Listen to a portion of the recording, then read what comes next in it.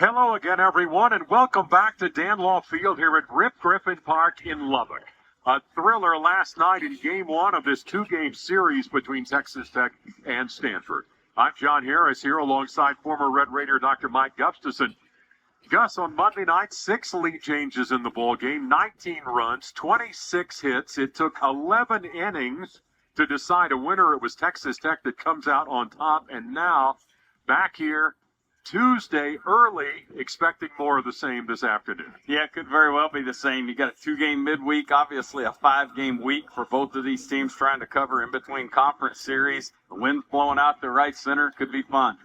Well, here's what happened on Monday night right here as the Red Raiders win that ball game over the Cardinal. It was 7-5 Red Raiders in the 8th inning, but Stanford's Jimmy Nathai doubles into the corner and left. That scored McDonald. We're tied at 7. Then in the 9th, the Cardinal get 2 more runs. A throwing error there by Tracer Lopez allows Becerra to score 9-7 Stanford. But bottom of the 9th, Kevin Bissell hits his second home run of the night. Damian Bravo on. We're tied at 9 to extra innings. So on to the 11th inning when the Red Raiders start that frame with 4 consecutive singles. Stripling there, Bravo, Bissell, and Austin Green's 4th single in a row will win the ball game as Stripling scores. The Red Raiders rally in that ball game to beat Stanford 10-9. Now, who wins today? Red Raiders and the Cardinal coming up in a moment from Dan Law Field here at Rip Griffin Park in Lubbock.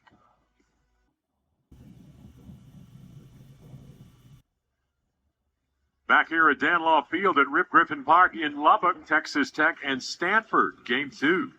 The final of this 2-game series coming up. Gus, and on the mound for the Red Raiders, Tim Tadlock going with a young guy. Sophomore left-hander Zach Erdman. See the season numbers there in 6 1/3 innings of work. ERA a bit over 7. Making his 5th appearance, his 2nd start. Zach last pitched here last Tuesday, got the start against Stephen F. Austin.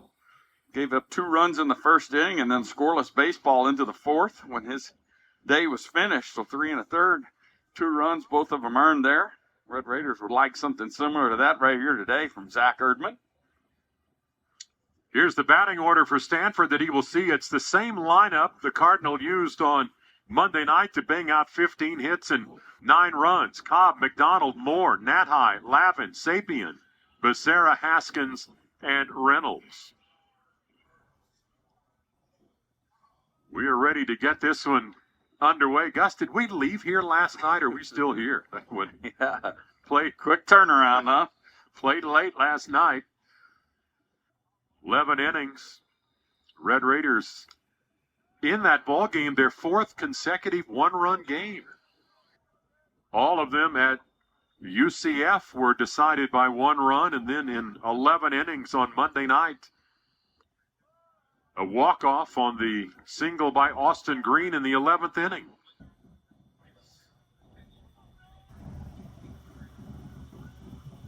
Cobb here last night had 1 hit. That was a single in the top of the 6th inning. He did score a run.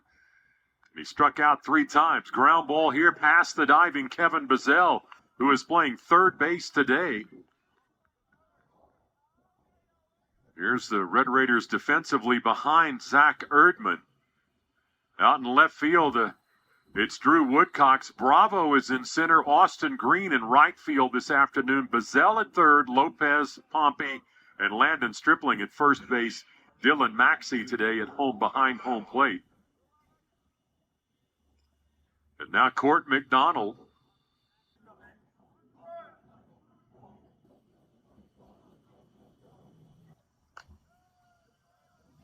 McDonald, couple of hits in the series opener. Both were doubles. They came late in the game, top of the 8th and the top of the 10th, scored a couple of times. Batting here with a runner at 1st and nobody out in the top half of the 1st inning. Yeah, McDonald with those 2 doubles, but had 2 other balls that he smoked, 1 for an out. Running. Fantastic catch by Owen Washburn in the 1st inning back there by the bullpen fence to take away extra bases. And then a ball that was ruled an error, a ball that was smoked by Stripling at first. So he hit 4 balls right on the button.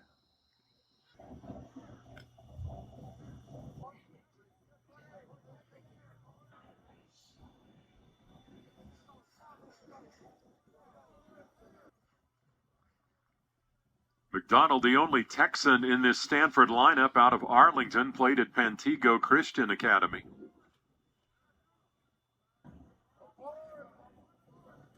Cardinal base runners like to move around a bunch when they take their leads, Gus.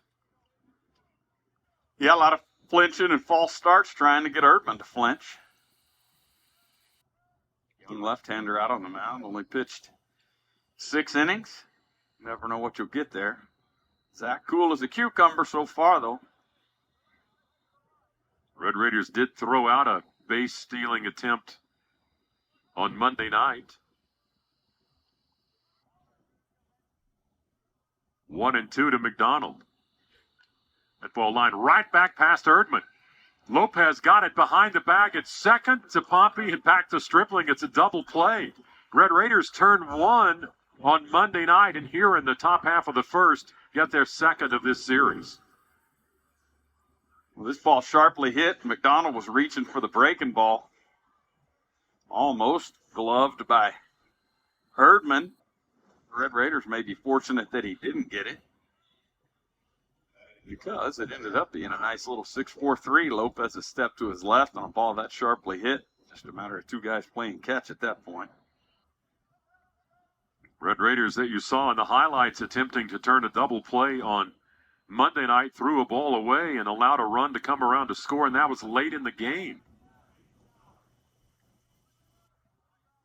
But they do it perfectly there, and now Malcolm Moore with 2 out and no one on for the Cardinal.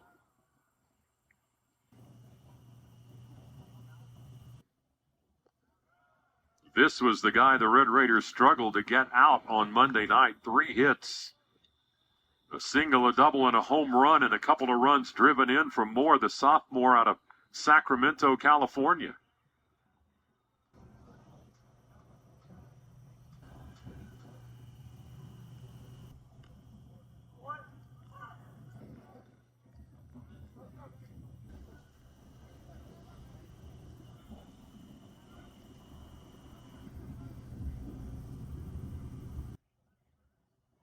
Stanford had 7 extra base hits on Monday night. 6 of them doubles, the other a home run. This ball screamed into the gap in left center field. Long run for Woodcocks, but he reaches up and makes the play. Moore got the barrel of the bat on the ball, but Woodcocks runs it down, and a double play here in the top of the first. A big help. The Red Raiders coming to bat in the home half of this first.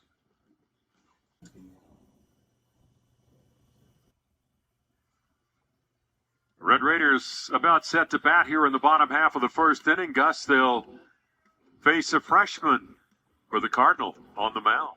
A talented young arm, Joey Valchko, making his 2nd start of the year, his 11th appearance, no record. 3.77 the ERA. Boy, the numbers that jump out at you, 14 1/3 innings work. Both the strikeouts and walk column. The good news is that strikeouts well over 1 an inning. The bad news is so is the walks. He's also thrown 6 wild pitches. There's big stuff on this young man. It's a matter of him being in the strike zone. Fastball get well into the mid-90s. Here's the Red Raider batting order he will face today. Landon Stripling to lead off. After that, Bravo, Bazell, and Austin Green, the hero of Monday night's ball game with that 11th inning single. Then Woodcocks, Washburn, Maxey, Lopez, and Pompey. Stripling had 1 hit on Monday night. It came leading off the 11th inning, and he would come around to score on Austin Green's single. Volchko, a guy that can throw in the upper 90s, and he starts Stripling there at 93.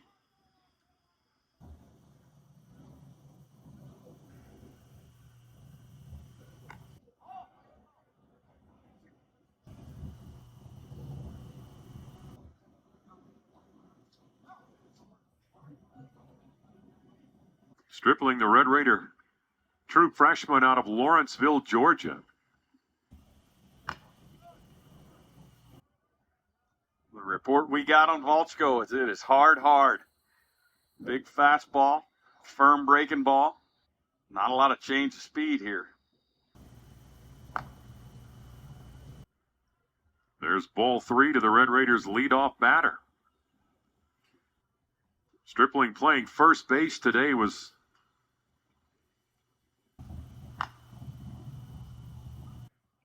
at that same spot yesterday.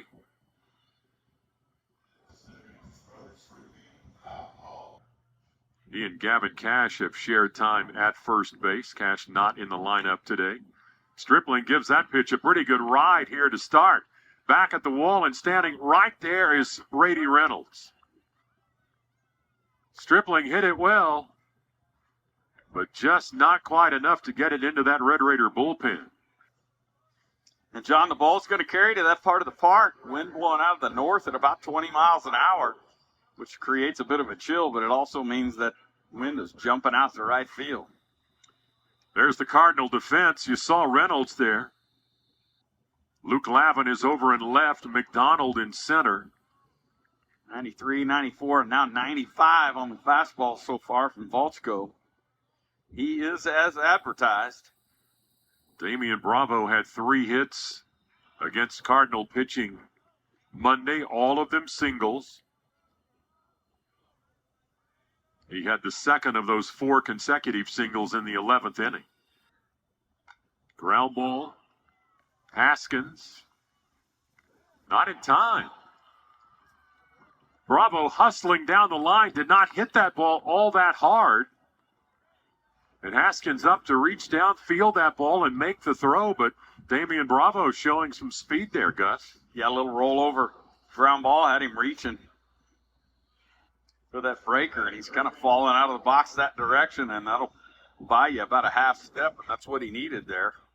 Well played by Haskins, just not enough on the throw to get Bravo. Now Kevin Bazell with 1 out and a runner at first base. Bazell hit his 13th and 14th career homers on Monday night.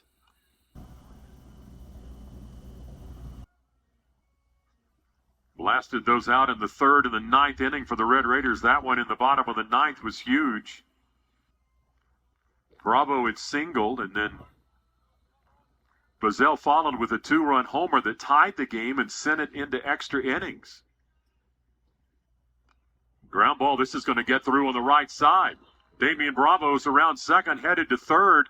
Back-to-back singles by the Red Raiders here in the 1st inning. Have runners on the corner with 1 out. Yeah, and John, we talked about the wind blowing out, straight out to right field. What that means is right fielder is going to be playing a little bit deeper, and this is true for both sides. And so you see on a chopped ground ball like that, absolutely challenge that right fielder's arm, because you know he's coming from a long way away and he's throwing into a wind. Very, very deep in right field is Mr. Reynolds. Court McDonald not quite so deep in center field, but Reynolds is already backed up to the wall to catch a fly ball by the leadoff batter for the Red Raiders, Landon Stripling. And now Austin Green, similar spot to Monday night, but instead of 3 consecutive singles in front of him, there have been 2.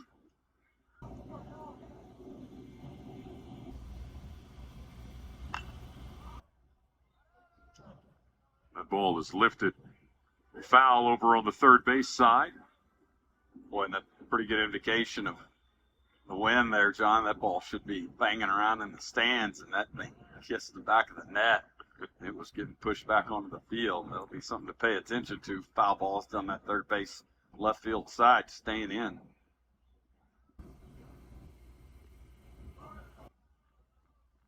Austin batted a couple of times Monday night, struck out in his other at-bat, but the game-winning walk-off single in the bottom of the 11th was big for the Red Raiders, producing their 20th win of the season. Big swing and a miss there by Green. Volchko showing that breaker. Again, we talked about it being hard. Fastball's 93 to 95, and that breaker he's throwing, that little cutter in at 88. We saw an 87. Similar pitch to Stripling that he flew out to right field. Bazel's over there bouncing around trying to get a jump. He could be on the move here. 3-2 to the Red Raiders right fielder Austin Green. Bazel goes, pitches on the way. It's inside, ball 4. And the Red Raiders have the bases loaded. Volchko went back to that cutter. This one buried way down and into the left-handed hitting Green. Easy pitch to lay off, and now the base is loaded here with no outs. Opportunity for Drew Woodcox to pick up a run if he can get something into the air. Or not. It's deja vu for Drew Woodcox. He walked with the bases loaded in the bottom of the first inning on Monday night. And here he is again. Otherwise, an 0-for-4 night, but he picked up the RBI as the Red Raiders took a 1-0 lead in that game. He watches the first pitch from Volchko, outside and low for ball 1. That pitch registers at 96 on the stadium radar gun. Again, as advertised.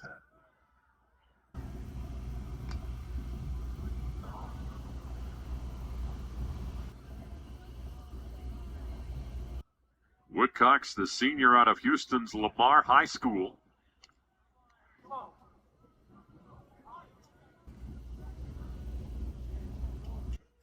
One and one pitch. Swing and a miss by Woodcox. It's that cutter. Ball's going, boy, that's a really good pitch there. Looks like a fastball in the hittable spot. Might see it again here. It's the 1-2 pitch on the way. Off the plate, ball 2.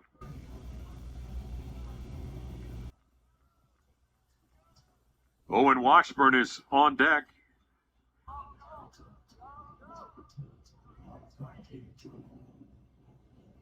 Swing and a miss. Same pitch 3 times in a row, Gus. Yeah, and he shook to that one, John. Appeared to have gotten a fastball sign from the dugout. Said, no, I want to go back to my cutter slider. And he did. Really good pitch there to finish off Woodcox. Here's Owen Washburn. 2 outs now, and the Red Raiders have the bases loaded here in the bottom of the first. Owen had 1 hit in the series opener. It was a big one, a home run in the 5th inning.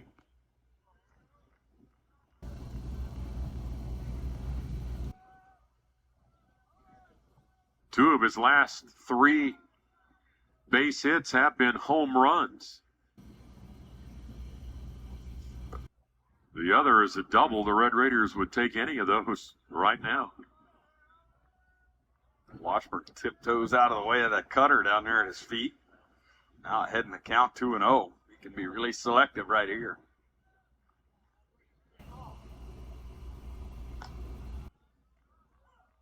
That's a called strike.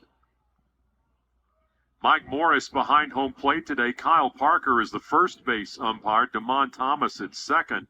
And A.J. Wendell is over at third.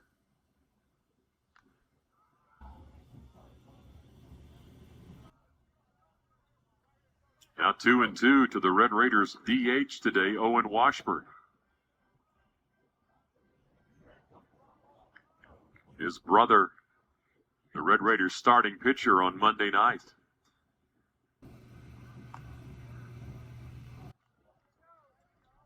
Volchko misses with that 2-2 pitcher with 2 outs and the bases loaded, and that means these base runners will be on the move here.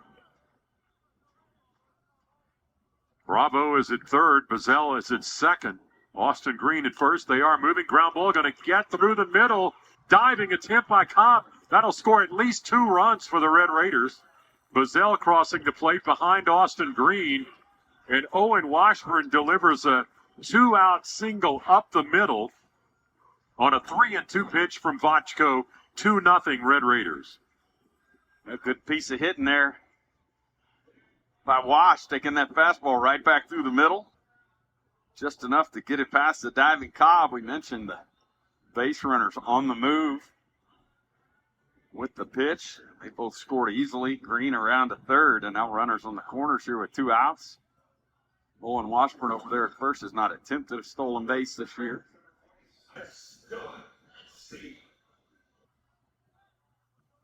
And now Dylan Maxey will bat with runners at the corners. 2 runs across for Texas Tech here in the first inning. Pitch count up to 30 here in the first inning for Volchko. It's a big number. 4 pitchers used by Stanford in the opener. The Red Raiders used 7 on Monday night. And the Red Raiders used probably most of their high leverage bullpen arms. Coach Esker told you and I yesterday morning he felt like they might have a few of their better bullpen options available to them today.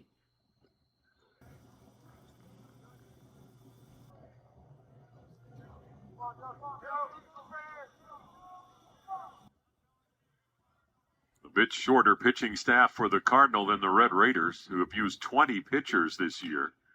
Chopper in the middle. Coming on for that is Haskins. He'll go the easy way to Cobb at second to force Washburn there. But Owen Washburn's bases loaded single score a couple of runs, and after 1 inning here. Top of the second coming up here from Danlaw Field at Rip Griffin Park in Lubbock. And Gus, next season, Stanford's looking for a little bit of power, and they may have found it in this young man. Yeah, this is really an interesting story. Rentaro Sasaki set all kinds of records, got a lot of publicity because his decision was to either be drafted by the Japanese leagues or to come over to the States and play college baseball. He chose Stanford. He is actually on campus in Palo Alto. Yesterday and today, his first actual days of class. He was able to travel with the team to Utah this past weekend. And there will be a lot of buzz around that young man when he gets to lace him up and play next year. His dad, high school coach, Shohei Ohtani, he's been in the news lately. What Time or two. Yeah, what a player he is. Yeah, he can work out with the team now, just has not participated in any game and will not until next year. And on the theme of international flavor for the Cardinal, Jimmy Natai, their sophomore out of Sydney, Australia, to lead off here in this second inning.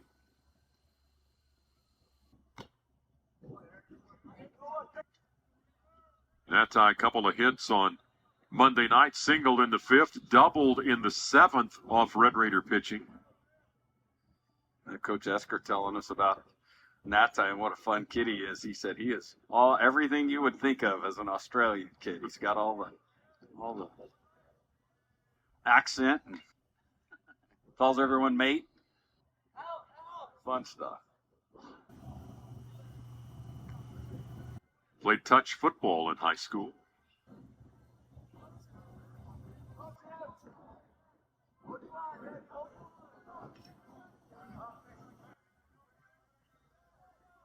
He's been a tough out throughout the course of the season, on base in 21 of 25 Cardinal games.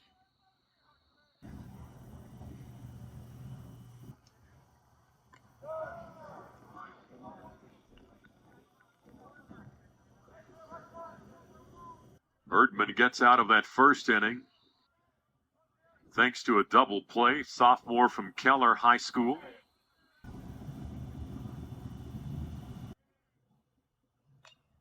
Ground ball to Lopez at short, scoops it up. And the Red Raiders have retired Natai here, leading off in the second inning.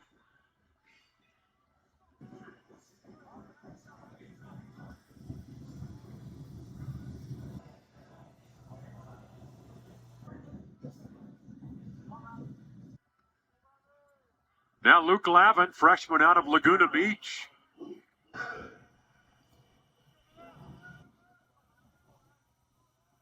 Lavin comes in hitting .250, has not homered this season, has driven in 4 runs.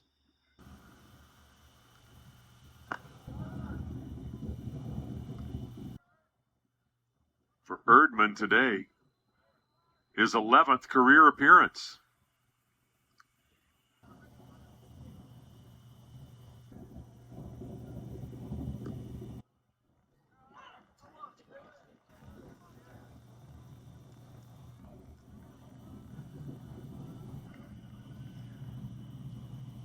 Lavin has three-hit games this season, or 2-hit games rather, and one of those, of course, last night against the Red Raiders. It also had 2 hits against Utah in Game 3 of that series. So, seeing the ball well.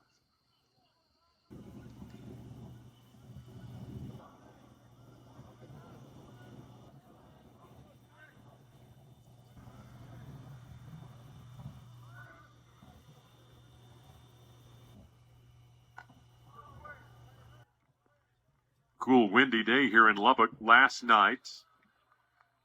Temperature cooled off quite a bit as thunderstorms were in the area and the winds were howling a bit at time. Gus, 26 hits last night. Was the wind at the start of the game last night above or below 26? Oh, I would bet at the very, very beginning it was right around that. Swing and a miss there by Lavin.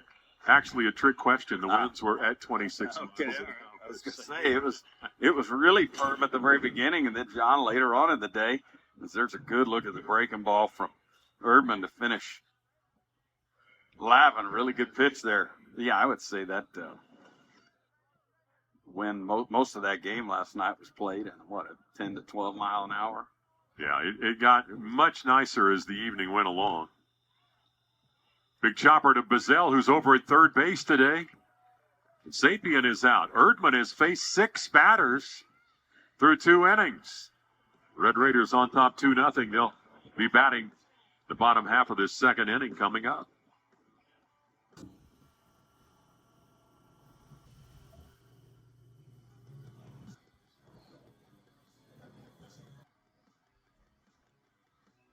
Bottom of the second.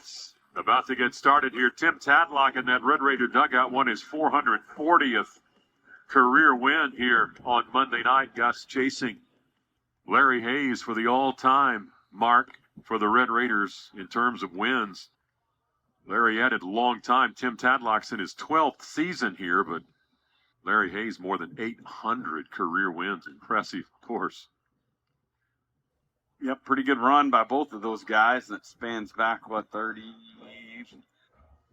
almost 40 years, 37 years, I guess. Dan Spencer coached 4 years in between those two.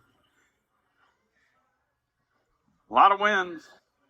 Tadlock played for Larry Hayes during his career. Lopez retired on the ground ball. Here's T.J. Pompey with 1 out.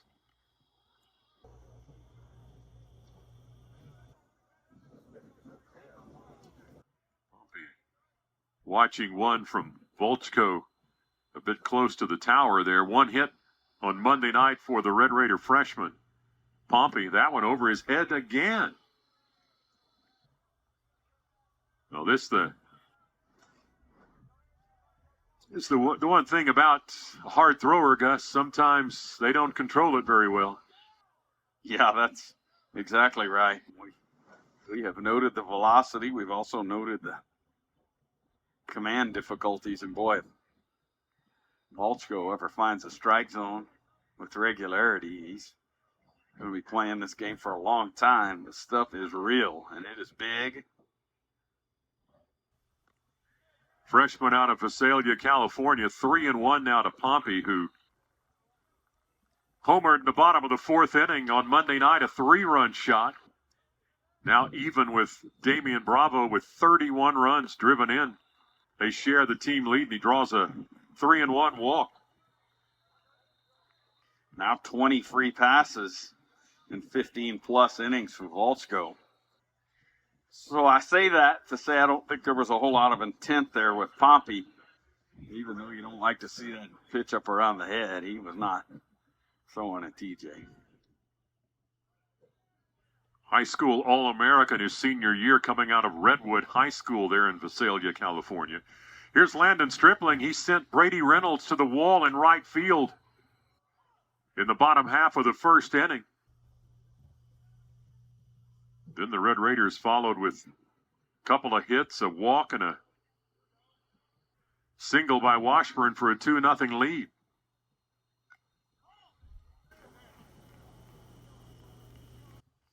TJ Pompey, 10 for 10 this year in stolen bases. Projected 1st-round pick behind the plate. and Mr. Moore. This could be fun to watch.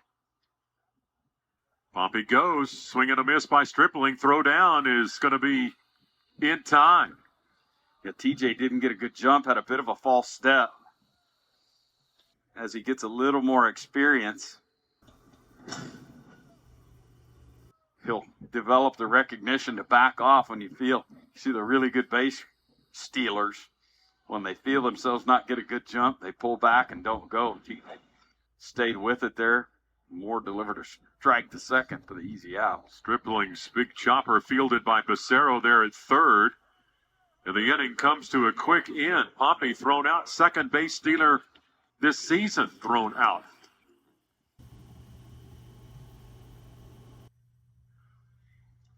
Here's the ESPN Sunday Night Baseball matchup. The Astros and Rangers continue their four-game series at Globe Life Field. Carl Ravitch, Eduardo Perez, David Cohn, and Buster Olney with the call on ESPN. The game also available on ESPN Deportes and ESPN Radio. Coverage begins at 6 Eastern with baseball tonight, Sunday Night Countdown. And Gus, you had bad news out of the Ranger camp last night. Yeah, sure did. Josh Young with the 3-run homer in the first inning, later on hit on the hand by a thrown pitch, and that fractures his wrist, and he's down for a while. It's a break for Josh. Becerro here with a fly ball that's drifting out deep in right field. Second time we've seen that in the ball game. But Austin Green is there as that thing comes down. Rangers not real certain on the amount of time that Young could be out. Yeah, I would imagine it's a month or two at a minimum. Really tough break there, tough news, because Josh has dealt with some funky injuries over the last 2 or 3 years. All of them, it's not like it's anything really, a specific body part that you worry about. He had a little stress thing in his foot a couple years ago, and then got hit on the thumb by that line drive that cracked his thumb. Just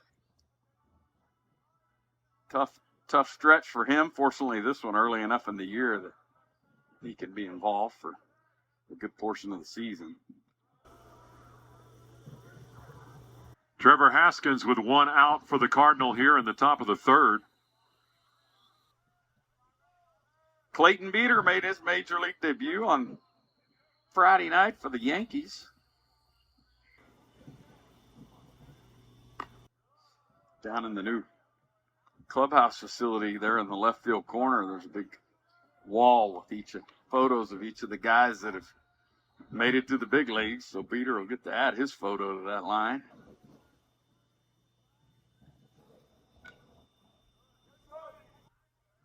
2-2 now to the Cardinal shortstop. Had one hit last night. It was a double.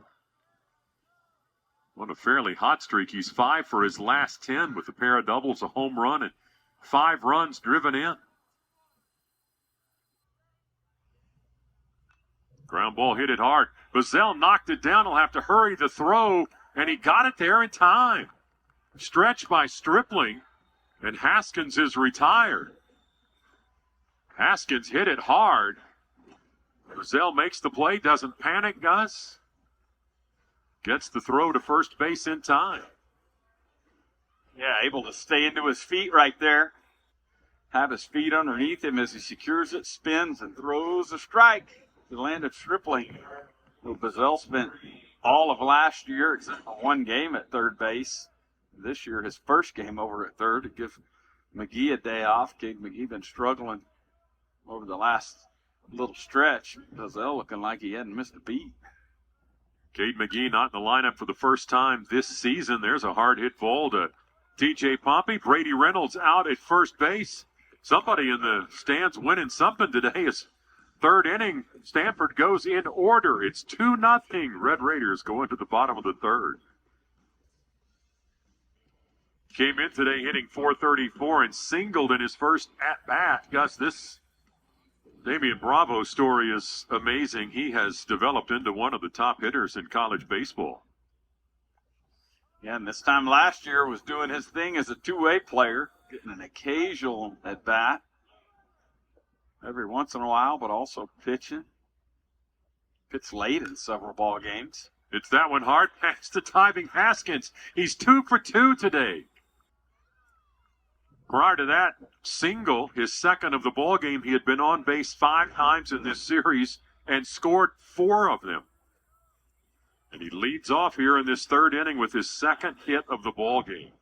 Coach Tadlock and Damian giving a lot of credit to his summer last year playing out in California. Focused just on the outfield. Took the pitching part out of his game. He has really blossomed as a hitter. Red Raiders may be wondering why they didn't shut that down earlier. Although he did pitch in one summer league game. For the Prune Pickers. Yeah.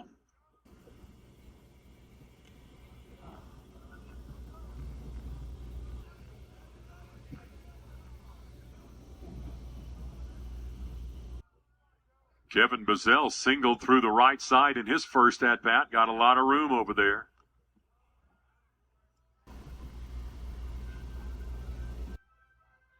Homered twice. That's the first 2-homer game of his career. Bazell hit 3 against Kansas last season on May the 20th.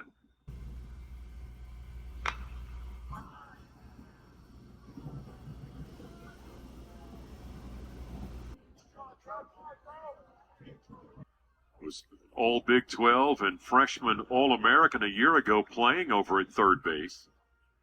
But as Gus noted, out of high school, one of the top high school catchers in the state. Check the swing there. Does not go around now. Full count. Volchko has walked 1 in this ball game. That was T.J. Pompey. He struck out Woodcox in the first. Runner goes. Pitch is outside, ball 4.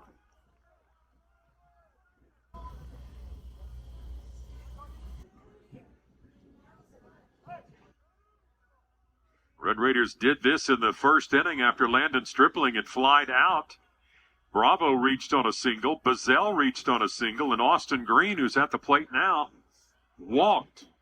Actually, 3 walks now for Volchko. Pitch count at 51. I think it was at 33 after the first inning. He buzzed through the second.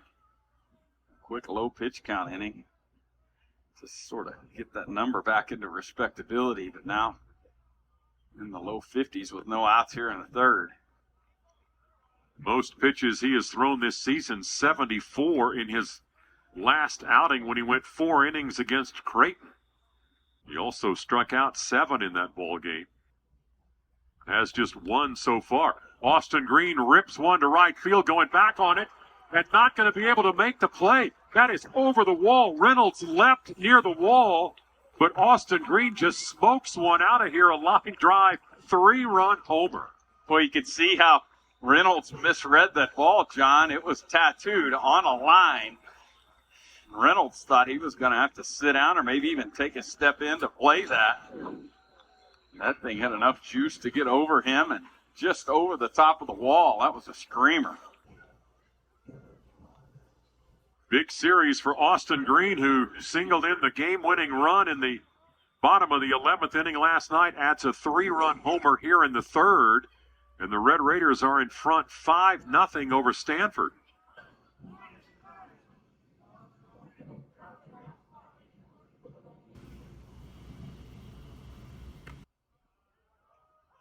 Woodcox, the only strikeout victim of Volchko in the game to this point. No activity in the Cardinal bullpen. Ground ball hit hard right at Haskins. And Woodcox is out number 1 here in the bottom of the third. Yeah, Coach Esker clearly wanting some innings out of Volchko, giving him some innings, giving him some leash here. There was not even a body in that bullpen, much less anyone getting loose. Now Owen Washburn. Cardinal put on most of a shift for the left-handed hitting Red Raider DH. Shortstop Haskins is almost behind second base. The second baseman, Cobb, is much closer to first base than he is second.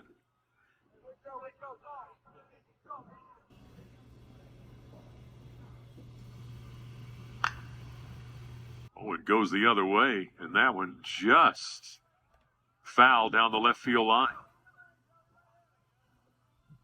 Talking about the international flair of this Stanford team, the guy on the mound, Volchko, holds dual citizenship, Gus, United States and Canada. And he's not seen a lot of that in Canada. Oh, and Washburn just rips one to the gap in left center field and races to second base. It's the Red Raiders' first double of this series. For a team that came in with 74 of them, among the tops in all of college baseball, they did not double on Monday night, but Washburn delivers one there. He's got a two-hit ball game. A good-looking swing there by Owen. Taking a fastball down and away and just drilling it to the wall in left center field. Now Dylan Maxey with one out and a runner at second base. It is early. The Red Raiders are 2 of 4 with runners in scoring position. Maxey grounded into a fielder's choice to end the Red Raiders' first inning. Sees that pitch at 95, just missing.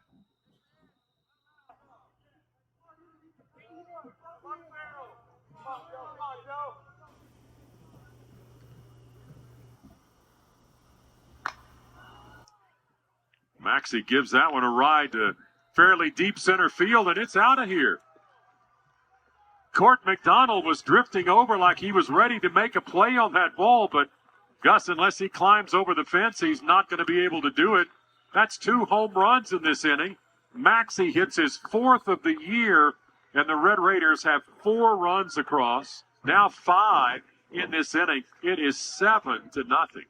Yeah, you can't mistake that small stature of Dylan Maxey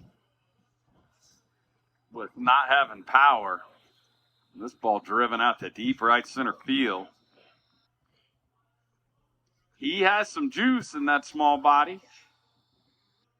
Here comes the mound visit. We are getting some bodies jogging out to the Stanford bullpen. But again, these guys are just now arriving on the scene, so nobody even close to being loose. Long conversation, and this is probably going to be as long a conversation as Mike Morris will give them, pitching coach and Volchko.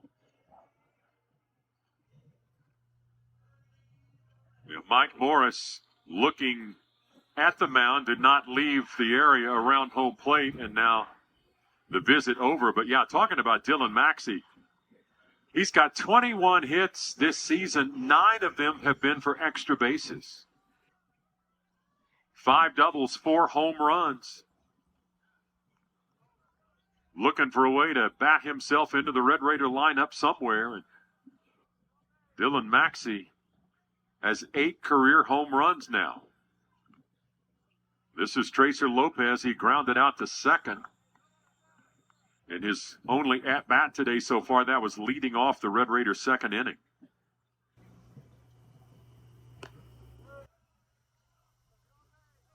Seven hits for the Red Raiders and 7 runs.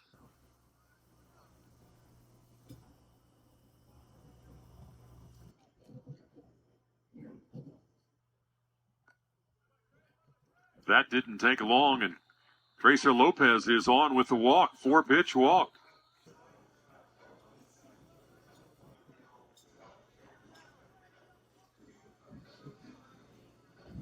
Now T.J. Pompey, who has walked in his only plate appearance. He is the 8th Red Raider to bat in this 3rd inning.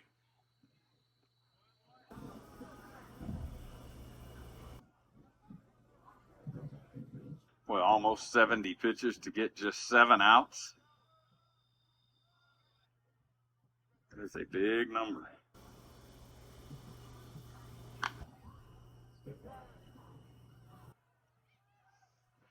Finally, a right-hander beginning to loosen in the Stanford bullpen. There's what the Red Raiders have done. Couple of home runs, hit 4 on Monday night, adding 2 more today. That pitch inside to the Red Raiders second baseman.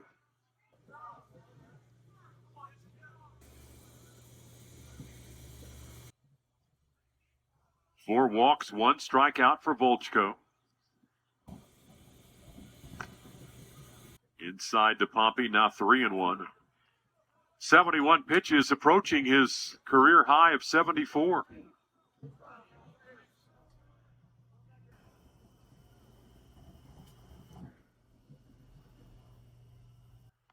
That's high ball 4, back-to-back walks. It's puts runners at first and second in the top of the order. Back at the plate in Landon Stripling. Nathan Fleischle, the right-hander, working in the Stanford bullpen. He's a senior and working with some pace, and I'm Malcolm Moore out to talk to his young freshman. Trying to buy a little time here. Get Fleischle a little closer to being ready. Been a long inning for Joey Volchko. Home plate umpire Mike Morris making his way out there. Cardinal in there. Have gone to their four-corner offense, Gus. Yeah. Don't get to see that anymore. No, you don't. Not with a shot clock in basketball. You can't stall very long anymore. Now Landon Stripling, he's 0 for 2. But he's put the ball in play both times, and he will not get to bat against Volchko. Stanford going to make a pitching change here in the bottom half of the third inning. Red Raiders have 5 runs in, 2 runners on with just 1 out. 7-0 Texas Tech. Well, the day is over for starter Joey Volchko, allowing 7 runs on 7 hits so far to the Red Raiders, Gus, and the hurry up and get ready in the bullpen has taken place. New guy on the mound. Yeah, there's a look at the senior right-hander, Nathan Fleischle, making his 5th appearance. 4 of those in relief, no record, no saves, and there you see the numbers through just 3 innings of work. Fleischle will inherit runners on first and second, still just 1 out. The Red Raiders have scored 5 here in the third inning and still going. Yeah, Landon Stripling will be the 9th batter here for the Red Raiders in this third inning. Fleischle's ERA is the highest on this Stanford team, but again, and he's an older guy. This is not one of their freshman pitchers, but David Esker sees great things in the future with his young, talented arms. They've just got to adjust to college baseball, Gus. It is definitely a young group. You can see the talent. Boy, Volchko has stuff to burn. He'll command the baseball. It'll be something special from him. Last night we saw Ben Reimers throw 5 innings of 1 hit, 1-run baseball in relief. Really kept them in that ball game. He was fantastic. There's some good, talented young arms, but this is a really young roster. Stanford had a boatload of guys drafted last year.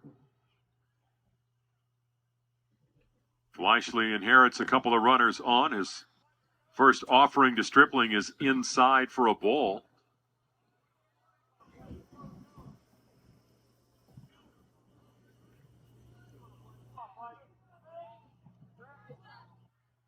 Red Raiders now 3 of 5 with runners in scoring position.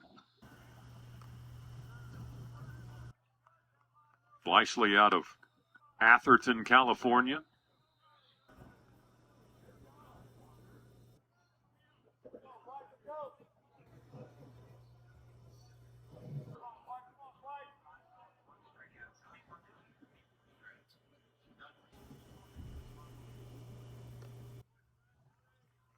Now 3-0 to the Red Raiders' first baseman. Volchko, before leaving, equaled his career high with 74 pitches.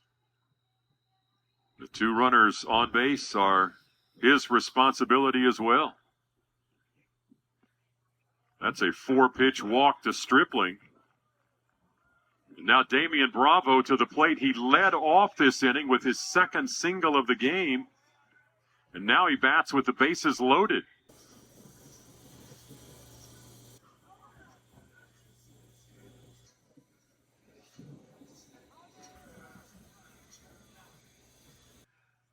Three hits for Damian on Monday night, 2 more today.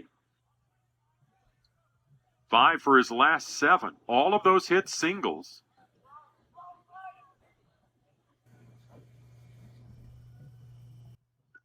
Fleischle is yet to throw a strike. Yeah, all these fastballs, 85, 86, 87. 5 pitches and 5 balls. Playing Bravo to pull in the infield.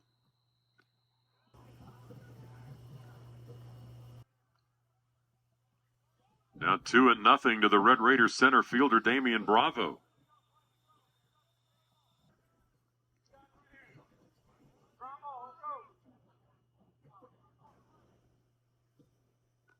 Well, he can't find a pitch to hit. No activity in the Stanford bullpen. 3-0 to Bravo. He and TJ Pompey sharing the team lead with 31 runs batted in. This might be one that's walked in. Just as I said, no activity. The jackets come off and right-hander begins moving around. Bravo thought that pitch was low for ball 4, but called a strike. Got way out in front of that one. Hit it a mile, but it was foul. Now Fleischle will face the Red Raiders' best hitter with a 3-2 count. Bravo is up that average today with a couple of hits to 444.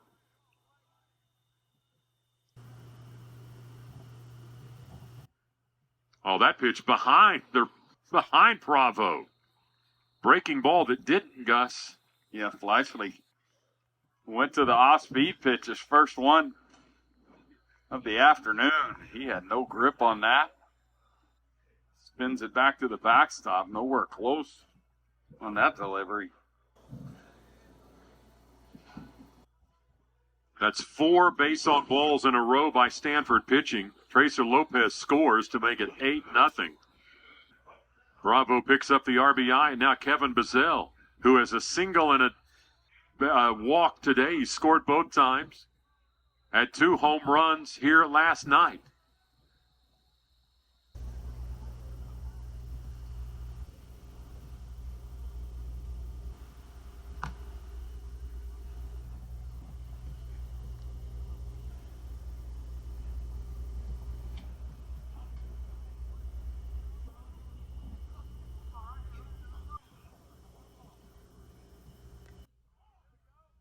Bazell does have 7 doubles this season, led the Big 12 with 24 of them a year ago.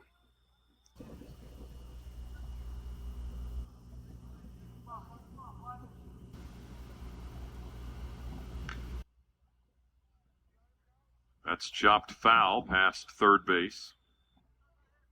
Trevor Moore, the right-hander, loosening in their bullpen. He leads their ball club in appearances this year. Suspect we will see him before long.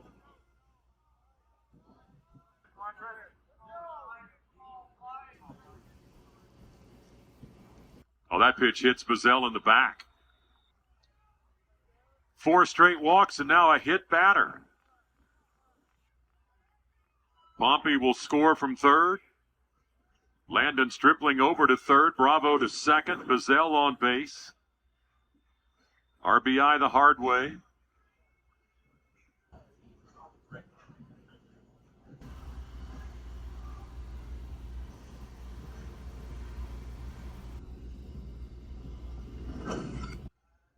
Fleischle faces 3 hitters and doesn't retire a man, 2 walks, and a hit by pitch. Rough outing for him. Yeah, 5 walks in this inning, a hit batter, a couple of home runs by the Red Raiders. It's 9-0 and a Cardinal pitching change. Bit of a nightmare for Stanford here in the 3rd inning. The Red Raiders have scored 7 runs and still have the bases loaded with just 1 out, Gus, and the outing for Nathan Fleischle does not last long. Yeah, faced 3 hitters, walked a couple, hit another. Now it's Trevor Moore, and again, he leads their ball club in appearances with 13, 12 of those in relief, 2-0 the record, 5.34 the ERA. You see the numbers there. A lot more strikes from Trevor Moore, as is the routine, than what we got from Bolchko and Fleischle. How long is the leash? We don't know, but he's here to clearly get in some work. Stanford returns home for conference play on Friday evening, so they've got a schedule very similar to the Red Raiders. Conference play resumes. The beauty of this Monday-Tuesday series, it obviously buys you an extra day.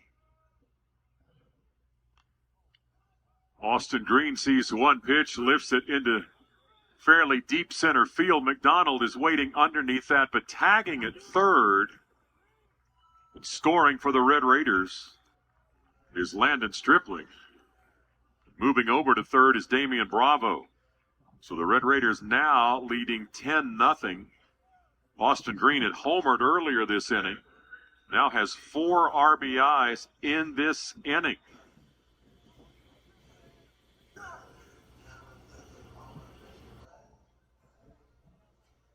There are 2 outs now for Drew Woodcox.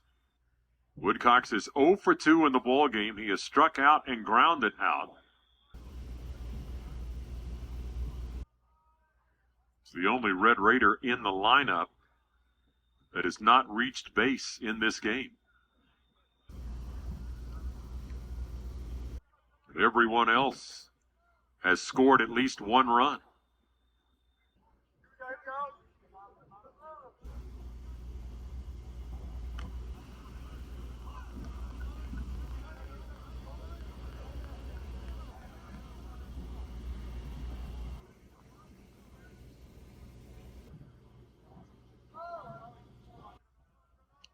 Six home runs, 18 driven in for Woodcox. 2-1 now from Trevor Moore. Sophomore out of Golden, Colorado.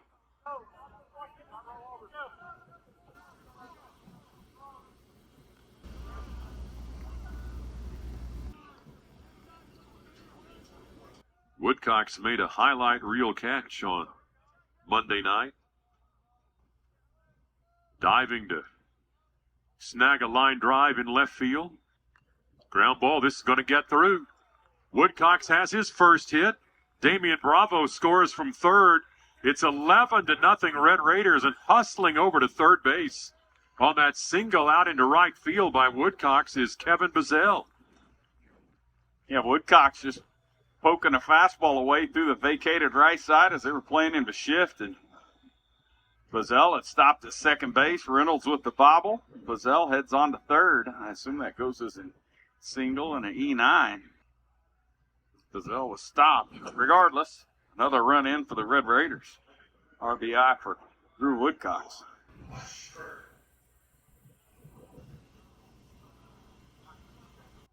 Has not gone up on the board as an error.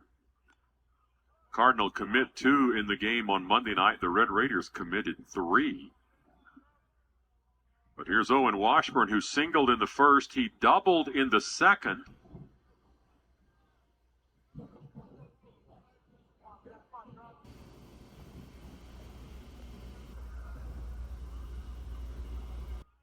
Gus, based on that, he is due a triple. Working his way up.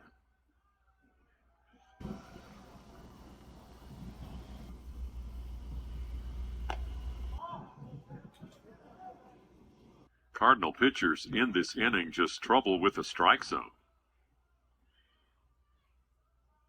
Washburn is the 14th Red Raider to bat.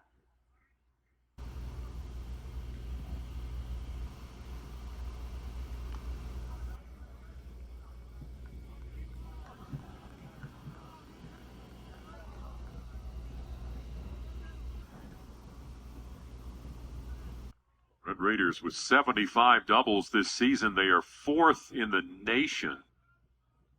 Virginia, number 1 there with 87. Woodcox will be on the move here with a full count, 2 outs.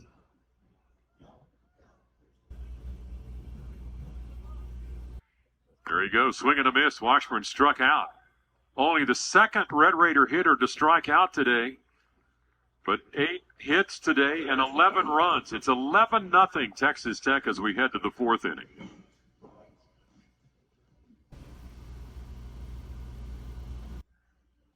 Red Raider Baseball single game tickets are on sale now. Purchase yours for this weekend series against Big 12 member Houston by visiting texastech.com or calling 806-742-TECH.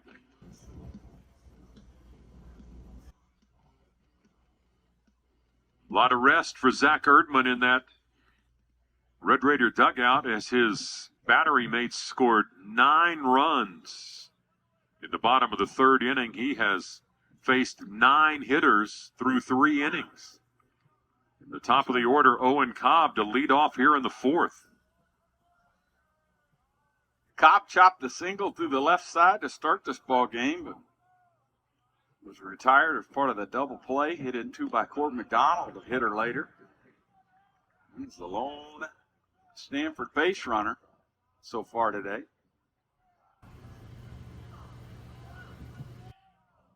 One strikeout by Erdman.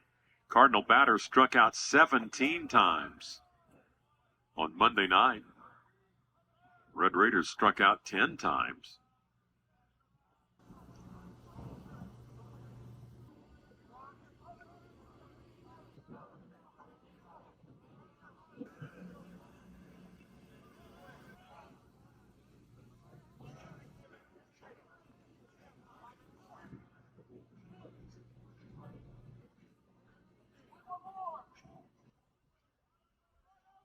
Longest outing of Zach Erdman's career a year ago, 4 innings against Oklahoma State. Got a lot of cushion, though, Gus, with an 11-run lead. Yes, he does. The tough part about it is he sat over there for, 25 minutes or so, at least. In the Red Raider hitters on a day that's a bit chilly. Temperatures down in the 50s, although Zach pitching in short sleeves, a lot of sunshine.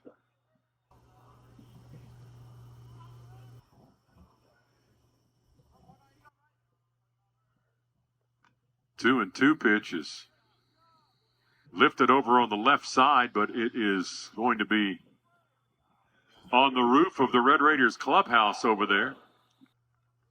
There is a area back behind the Tech dugout inside the ballpark fence. It's just sort of a green space back there. We'll use it for catching drills and bunt drills and things like that. Those pitchers will sometimes go back there and play catch during those long offensive innings. So Zach may have been able to go back there and toss a little bit, stay loose. Chopper towards short. Lopez gloves it. Throw is offline, though. Well, we saw Cobb bust it down the line and beat out an infield chopper last night. He does so again here today. He can really run.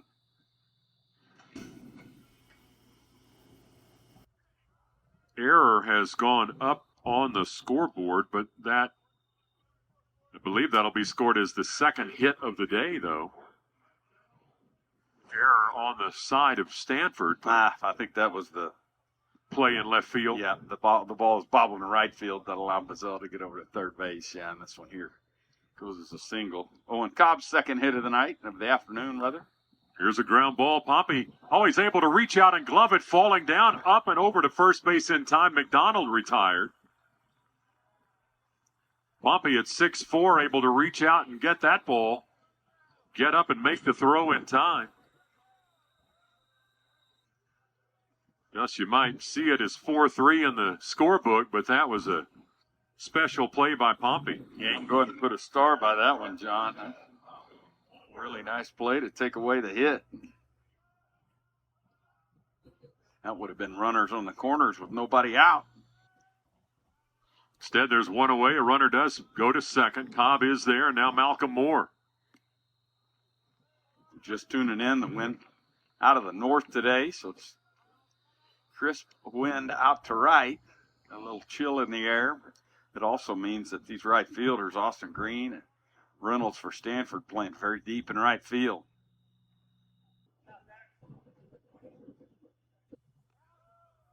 Here on the Texas Tech campus, it's listed out of the north at 15 miles an hour, gusting to 22.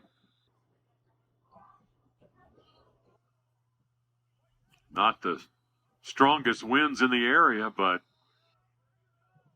it can pick up at any time.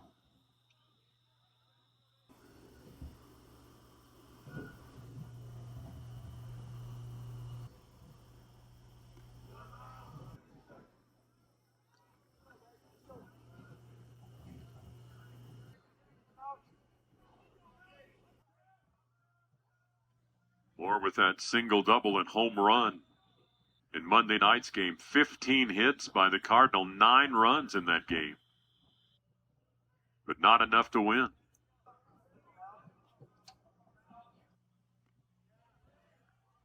Check swing, called strike.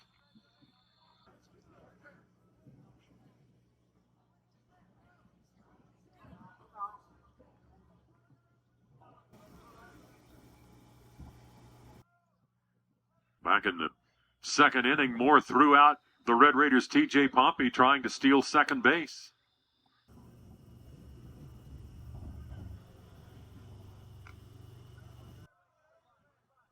It's the second time all year that the Red Raiders have had a base runner thrown out, attempting to steal. Malcolm Moore's just the guy to do it. Preseason mock drafts showing him as a first-round pick. Of course, he's a draft-eligible sophomore, so he'll have some options. A good-looking young player. Here's the 2-2 from Erdman.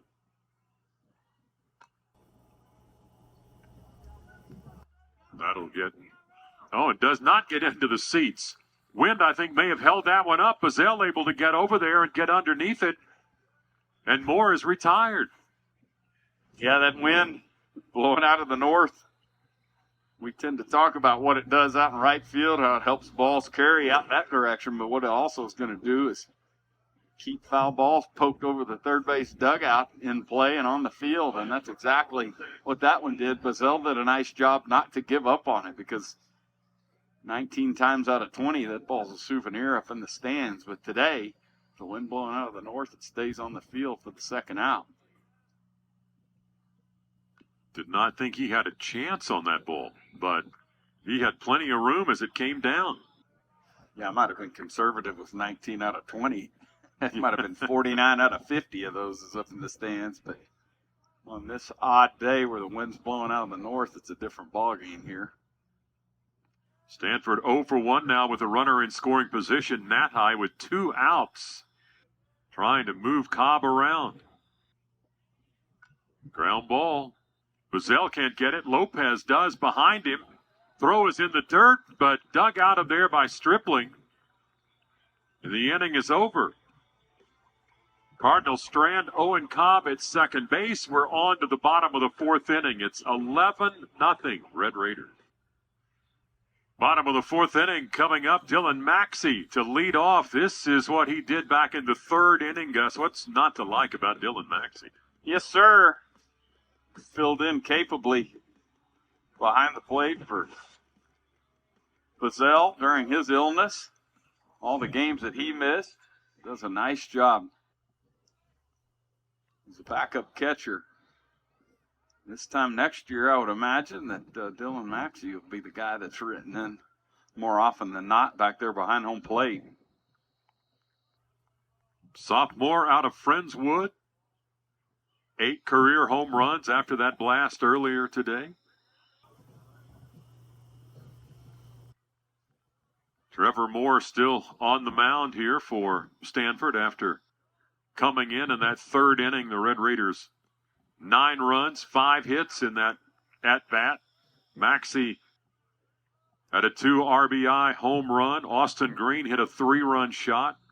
Owen Washburn a double in that at-bat for the Red Raiders.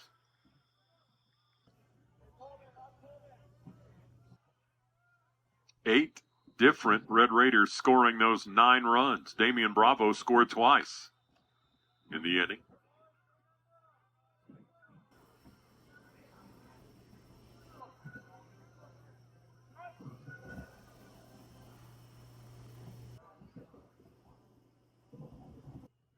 Here's the 2-2 pitch to Dillon. Way off the mark. Now a full count.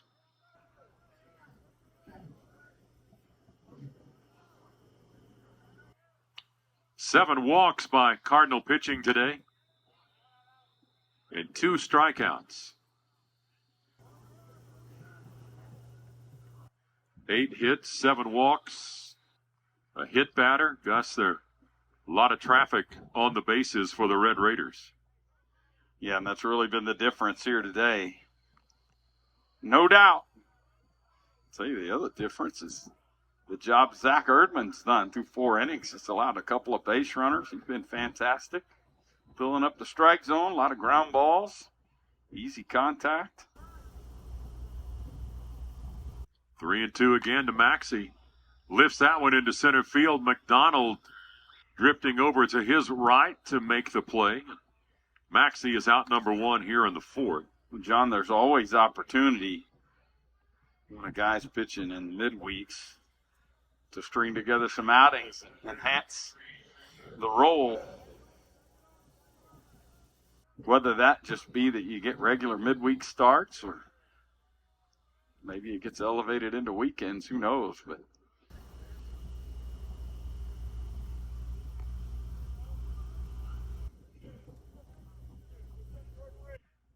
Tracer Lopez has grounded out in the 2nd, walked and scored in the 3rd.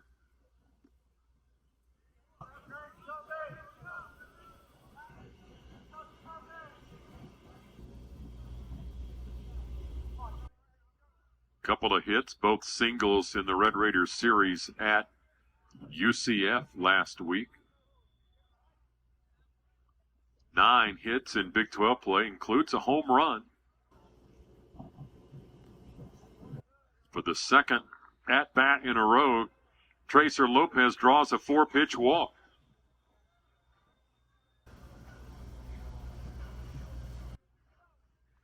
That'll get T.J. Pompey to the plate, who has been there twice today and walked both times.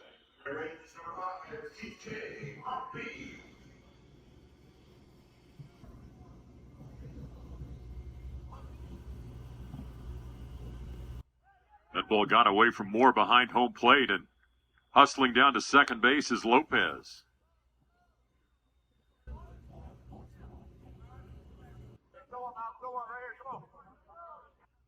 Red Raiders have 4 hits and 7 opportunities with a runner in scoring position, and now Lopez there.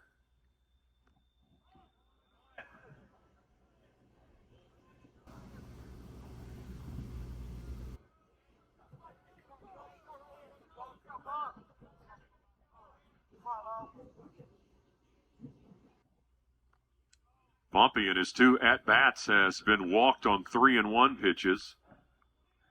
It's 3-0 now.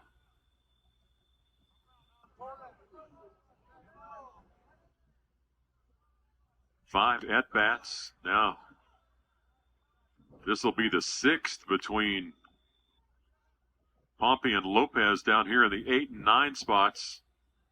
And they've been on base 4 of the previous 5 at-bats. Pompey lifts that ball into shallow center field. It's a long run out and a long run in, and it drops for a hit. Going out on that ball was Owen Cobb, the Cardinals' second baseman. McDonald coming in.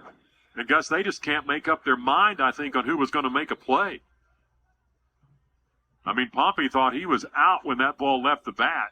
but nobody makes a play. Yeah, and I think McDonald feels like Cobb is settling under that pop-up, and maybe he backs off a bit. Reality, it's probably going to be an easier play for him if he takes command, calls off Cobb. The wind is pushing the baseball out to center field, out to right and right center.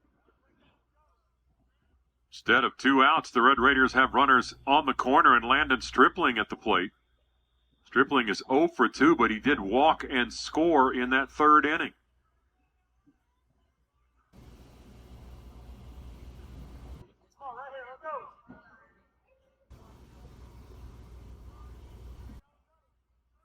His only hit on Monday night, the first of those 4 consecutive singles by Red Raider batters in the bottom of the 11th inning. He scored the game-winning run on Austin Green's hit. The right-hander beginning to toss in the Stanford bullpen.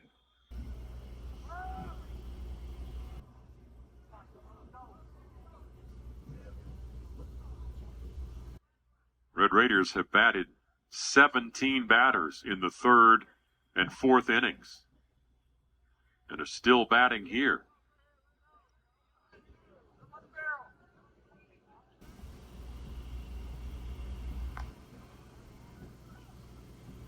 These two teams have tangled in 4 of the last 5 years, but nothing on the books as we look ahead. Of course, Stanford joining the ACC, so they've got a lot of coast-to-coast travel ahead.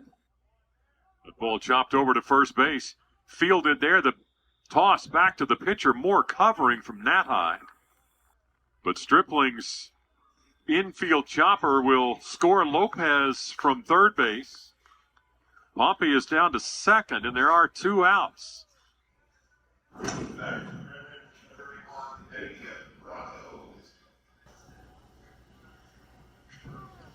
Well played there by Nathai and Moore. Not trying to make too much out of that big high chopper. Go get an out. The damage. Here's a guy that can inflict more problems on the Cardinal. Damian Bravo, 2 for 2 today. Couple of singles. He scored each time. He also walked in that third inning and scored. This line drive right into the shift, and climbing up to get it is Owen Cobb. Outstanding play there. Bravo hit it hard, but hit it right at the Stanford second baseman. The inning is over. 1 more run for the Red Raiders. It is 12-0. Texas Tech after 4. Pick 742 Tech to become a Red Raider football season ticket holder today.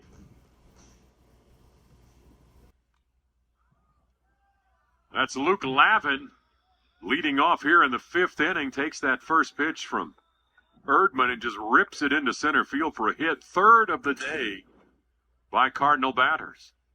Yeah, first pitch fastball. Middle away. Lavin with a really nice swing, driving that out into center field, left center field, to get things started here for the Cardinal. He had struck out in his only at-bat today previously back in the 2nd inning. He's the only strikeout victim of Erdman. And now on with a hit. Erdman's done a really good job of mixing pitches here today. Good command of the breaking ball, change. Fastball 86, 87. A lot of strikes here today. Sapien at the plate now 0 for 5 in this series. Grounded out to Bazell over at third in the 2nd inning.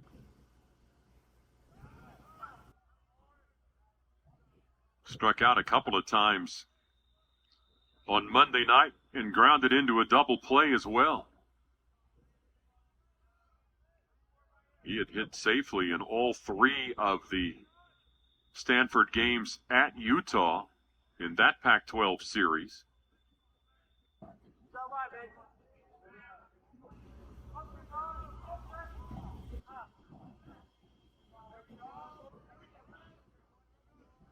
Pitch clock violation there for Erdman. That'll go as ball 2. So the count is 2-1 here.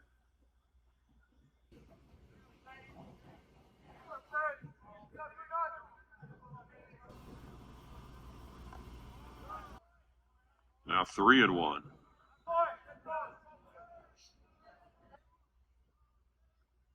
Right-hander continues to work in the Stanford bullpen. He's working with some pace. Last night's game, the 50th career game for Sapien. That pitch inside, ball 4. First two Stanford batters have reached here in the 5th inning.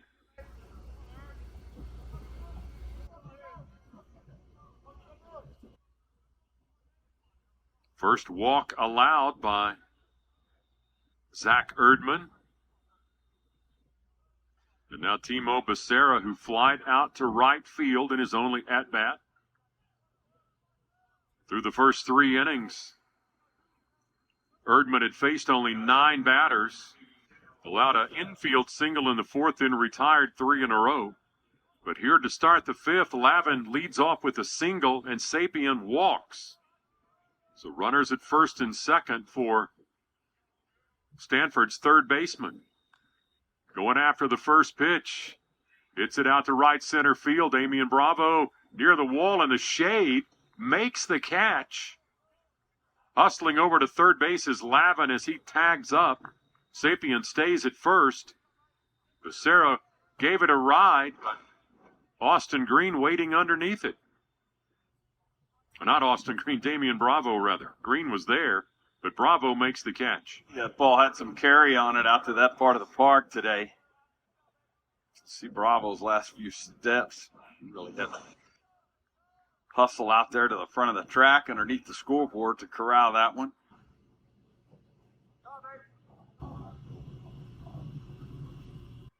Now Trevor Haskins with 1 out and runners on the corner.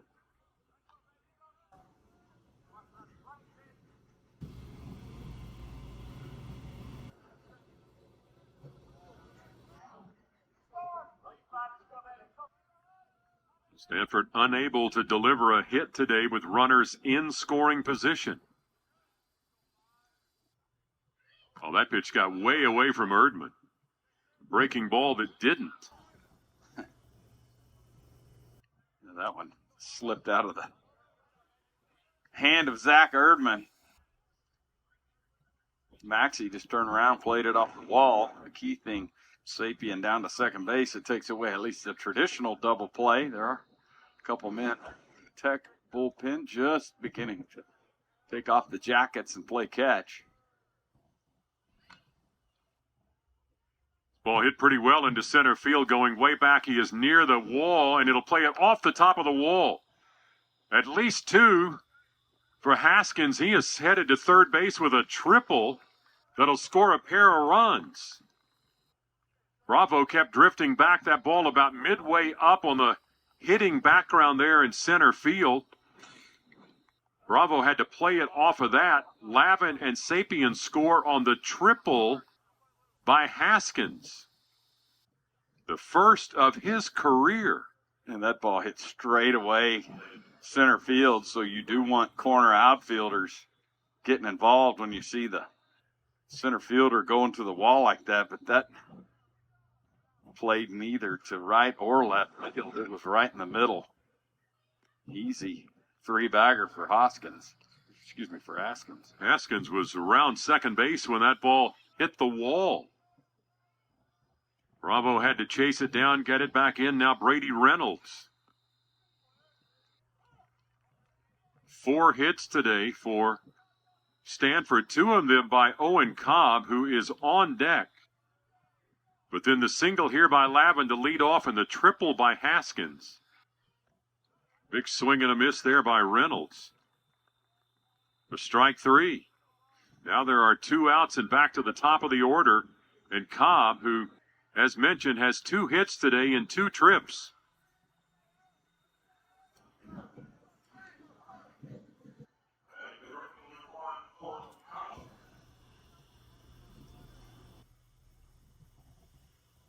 Erdman had 60 pitches here in the 5th inning. That's the most of his career, or at least most this season for sure.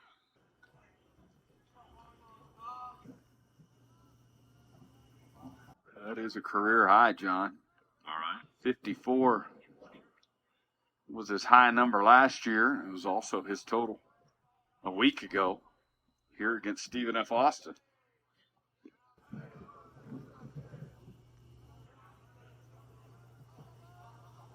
Is 12-2 Red Raiders.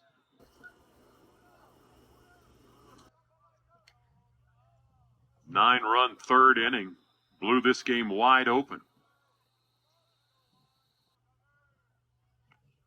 Swing and a miss.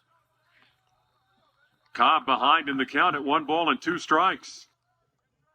Big Hudson Luce is the left-hander that's working in the Tech bullpen. Cobb did strike out 3 times on Monday night. Bounced back with a couple of hits today, but behind in the count. And rips that ball into left field. Woodcock's running after it. It'll one-hop the wall. It'll be a double for Cobb, a 3-hit day. And Haskins scoring from third base.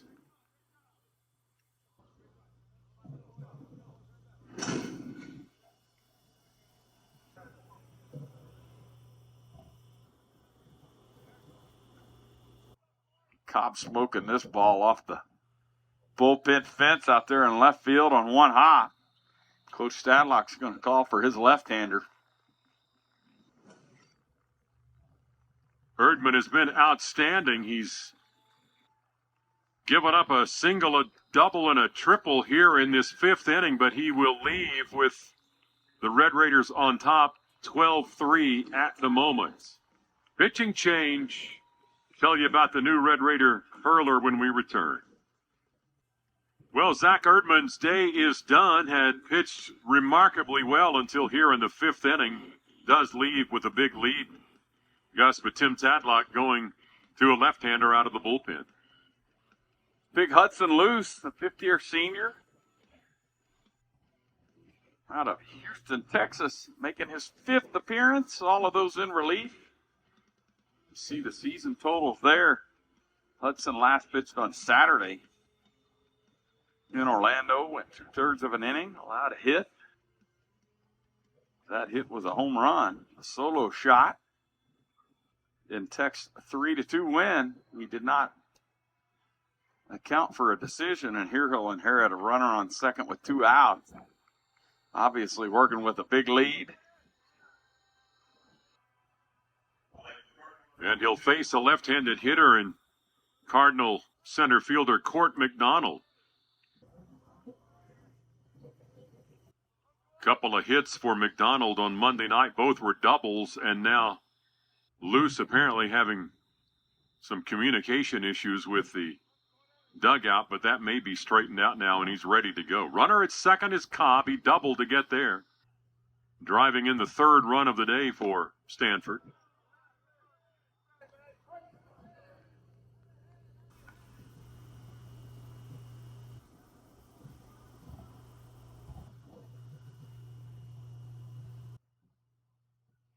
Bazell runs his earpiece in and switches with Luce. The fielders are equipped with those earpieces so they know what's going on.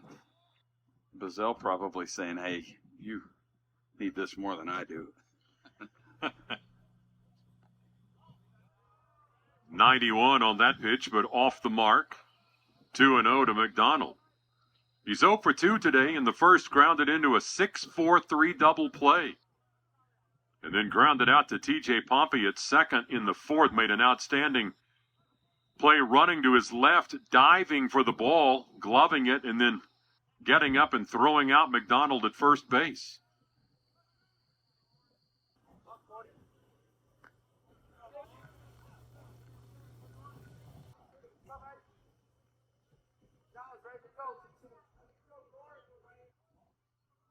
Luce stop off at Temple College before becoming a Red Raider.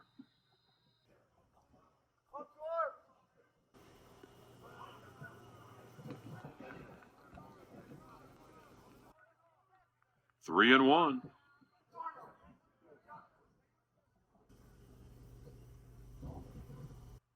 McDonald starting today at .333 with the batting average, tops on this Stanford team.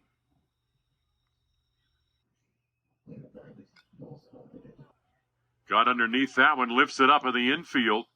Tracer Lopez is trying to get underneath it. Has to drift a bit with that wind, but loose retires McDonald, and that ends the inning. 3 runs for the Cardinal on a double pitching change coming up for Stanford here at Dan Law Field at Rip Griffin Park. Here's some of the college baseball headlines around the country. Gus talking with David Esker of Stanford. He was talking about that Oregon State baseball team in Pac-12. He has to deal with that group. Yeah, they are fantastic. The Red Raiders tangled with them in the first weekend of the season. Very good ball club. Their second baseman going to be one of the top handful of players taken in the draft. The other one that's going to be drafted very high at the bottom of your screen, Charlie Condon at Georgia, 6'6" center fielder. He's showing up in mock drafts right there with Fazana, Beavers, second baseman. 17 home runs already. My goodness. Really good play. Florida State had gone into that weekend undefeated. Gets swept by Clemson. Still the Seminoles very good. Kentucky and South Carolina joined the top 25. The SEC now with 10 of the top 25 players. Excuse me, top 25 teams in the country. Here's a look at the new pitcher. It's Torin O'Haron making his 12th appearance. All of those in relief, 1 and 2 the record. He does lead their ball club with 4 saves. 3.78 the ERA in 16 2/3 innings.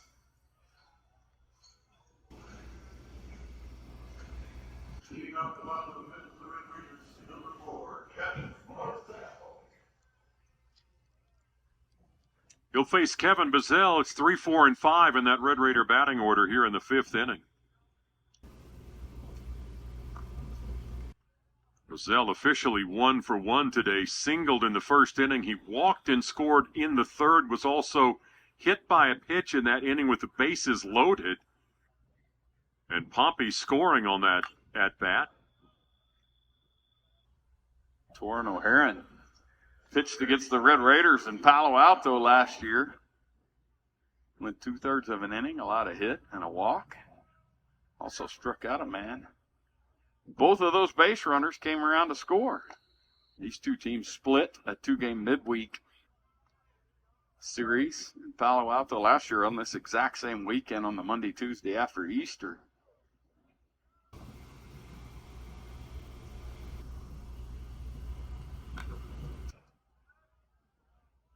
Bazell chasing that pitch that might have been a bit out of the strike zone. 2 and 2 now. Bazell playing third base today. Cade McGee with the day off. He had started the previous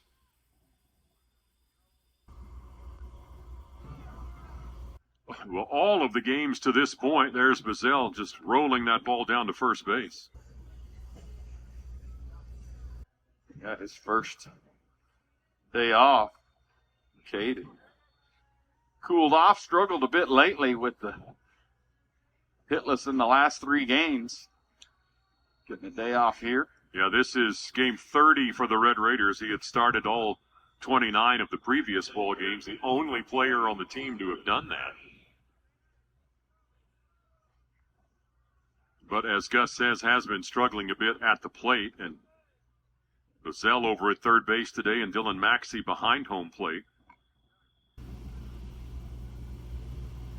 Austin Green today walked in the first inning, hit a 3-run homer in the third, and a sacrifice fly later in that inning. So responsible for 4 of those 9 runs in that at-bat, but a check swing there for a called strike, 1-1. Green out in right field today.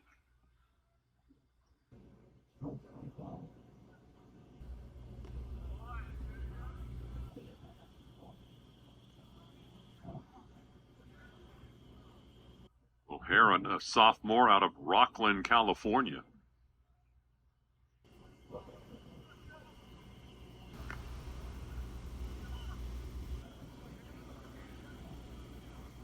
Last night, 11 pitchers in the ball game. Gus, did they throw more or less than 450 pitches combined? Ooh.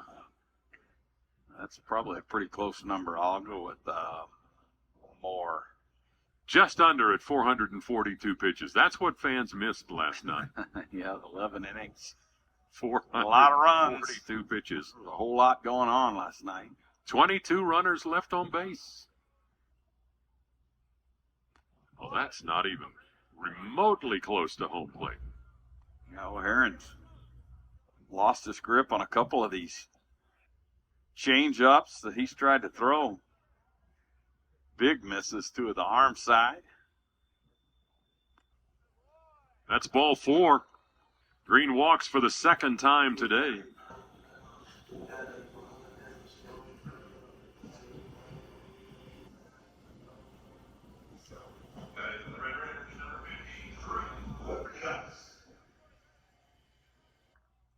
Ninth walk allowed by Cardinal pitching, and now Drew Woodcox, who had struck out and grounded out in his first 2 trips. He singled his second time up in that 3rd inning.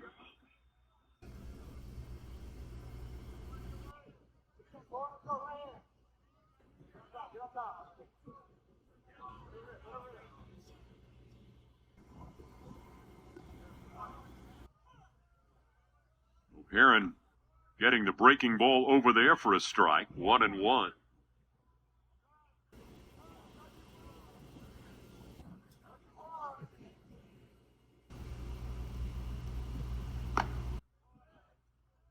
.92 there, but out of the strike zone for ball 2.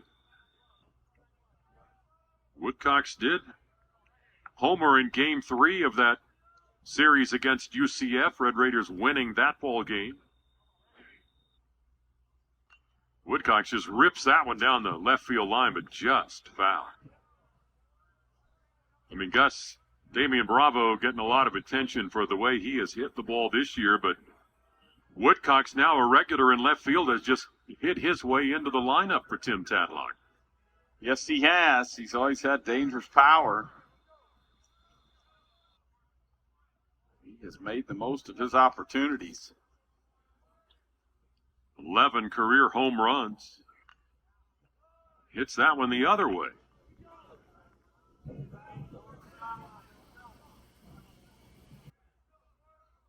Two and two. There is one out here in the 5th. Bazell started this inning rolling one down to Nat High at first base. Then Austin Green walking, and now Woodcox.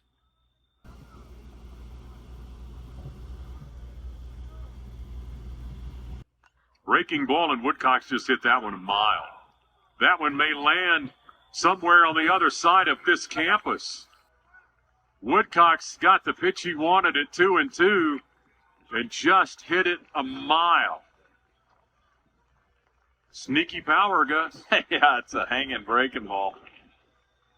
Woodcox jumps all over it, bounces it out there to the intersection. Actually, one hopped off a truck out there. Somebody's, I don't know what's going on. See that white pickup there on the replay. Red Raiders hit 4 home runs yesterday. They've got 3 today. 7th of the year for Woodcox and the 12th of his career. Now Owen Washburn, wow, hits this one straight away center field and way up off the top of the wall. Washburn is around second base and on his way to third as McDonald gets to the ball. Washburn pulls up at third with a triple. Gus, he's a home run away from the cycle now.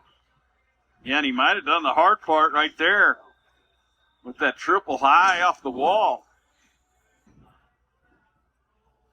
Jumping all over. First pitch strike that's right down central, banging it way off the big hitter's background out there in deep center field. Cruises into third with the triple. Now the question is, will he get to that one more time? The run rule is in effect here. So Tech going to have to extend a little bit to get this part of the order back around for one more crack at it for Owen Washburn. Could happen. He is singled in his first at-bat, doubled in his second, struck out in his third trip to the plate, but 4th time up, hits a triple. Dylan Maxey has a home run today, did that back in that 9-run 3rd inning.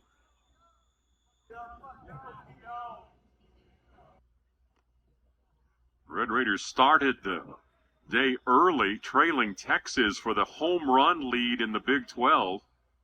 Longhorns have 55. Red Raiders with 3 of them today are at 51 now.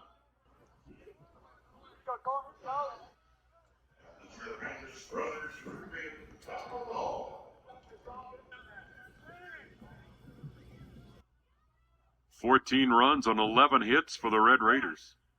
3 runs, 5 hits for Stanford.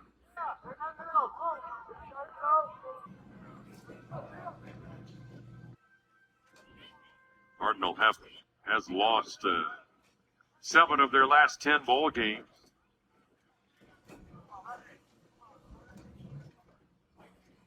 This one not trending in the direction of a win.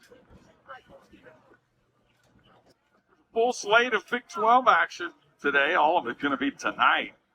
It's the only afternoon ball game. Some of those matchups here in a minute. 3-2. Maxey fouls that one back. Take it away. UCF play at the Blues playing at Wichita State. Oral Roberts and Stillwater play Cowboys.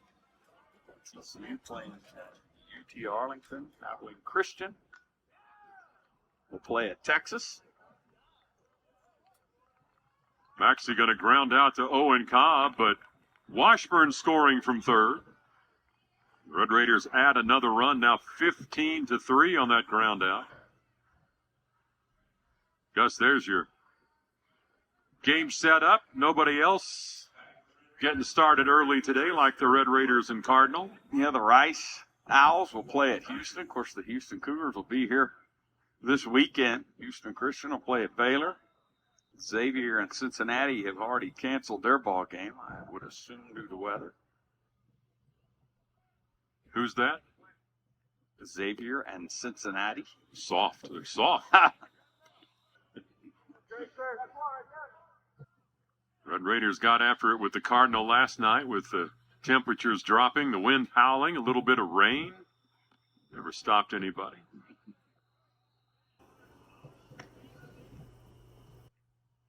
Tracer Lopez has walked a couple of times today and scored each time. He's also grounded out. Big swing and a miss there. Strike 3. That will end the inning for the Red Raiders, but the home run by Woodcock's a triple and a ground out. Red Raiders get 3 more runs. Lead Stanford as we head to the 6th inning. It's 15-3, Texas Tech.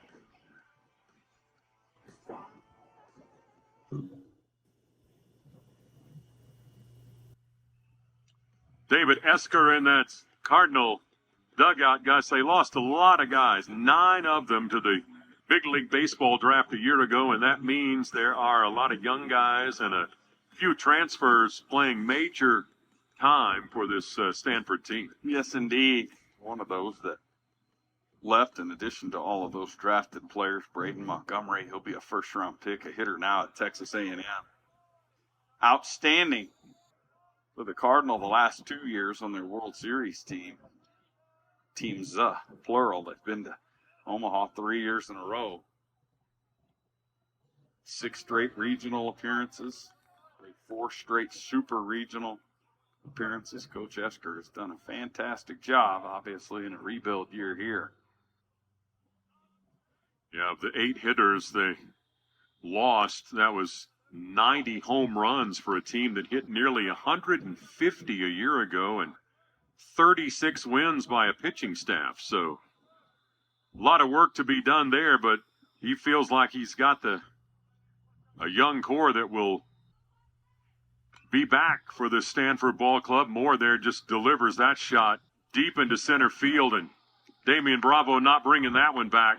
Malcolm Moore just hit it out of the park here in the top of the 6th.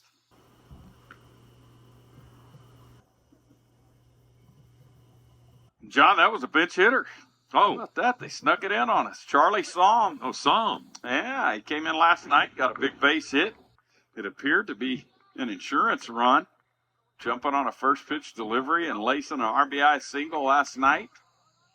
After the Tracer Lopez 3-base error, here. He goes up there hunting something early in the count and drills it out of here to center field. Boy, center and right center is a good place to hit it today. The wind is really pumping out to right center field.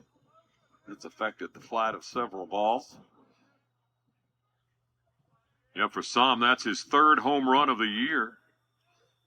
He's got only 6 hits now, and 3 of them are home runs.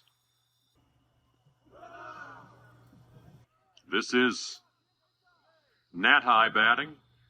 0 for 2 today, is grounded out to Lopez at short both times.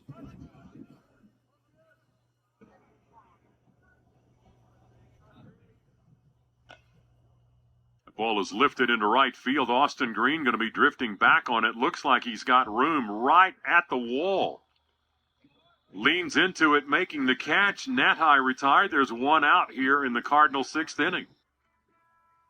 Well, you can really get a sense of what the wind's doing when you see these outfielders, especially these guys who play a lot and that are good defenders. As Coach Tadlock out, he's calling for the right-hander. But you see Austin Green, his first steps in on that fly ball, and then he settles. He takes 4 or 5 steps back, makes the play. This wind is a factor. Pitching change coming up. Red Raiders lead by 11 runs here in the 6th inning. Top half of the 6th. Stanford with a pinch hit home run by Charlie Somm a moment ago. Nat High flies out to right, but Tim Tadlock deciding to make a pitching change. Yeah, it's big Chandler Coe, the freshman, making his 3rd appearance of the year. Unscored upon and 2 innings of work. A lot of hitting and strikeout. Chandler Coe, 6'6", 260-pounder. Out of Connecticut. Comes on here with 1 out at the top of the 6th. Stanford with a run in here on a solo home run. Hudson Luce's day is done. He went 2/3 of an inning. Allowed 1 base hit. It was a home run. Didn't walk anyone. Didn't strike anyone out. You'll face a pinch hitter in Ethan Hott, 2nd pinch hitter of the inning. There is 1 out, nobody on.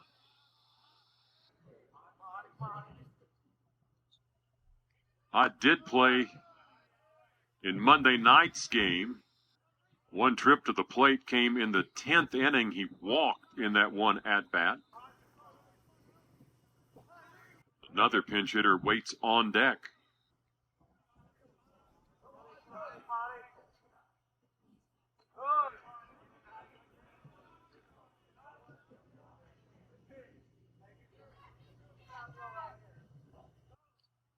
Coe out of Lakeside, Connecticut.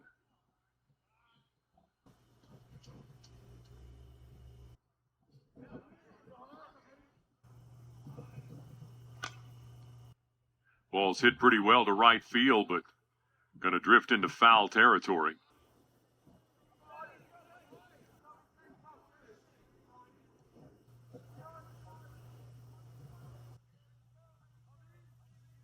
Hott did not play a year ago, a sophomore out of Paradise Valley, Arizona.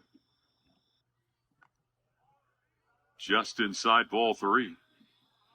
Did have a couple of hits in game 3 of that Pac-12 series for the Cardinal at Utah.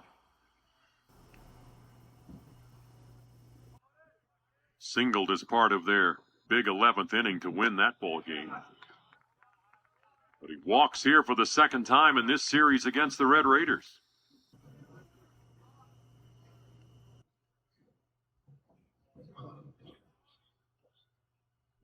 This is Larson to pinch hit.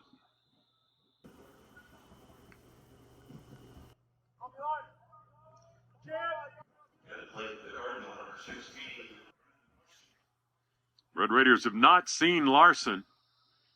Did not play on Monday night.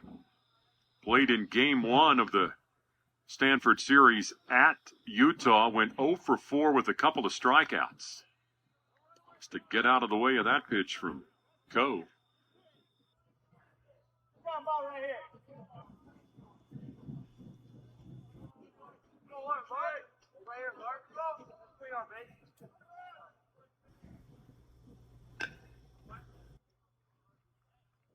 wakes up the Red Raider dugout with that foul ball.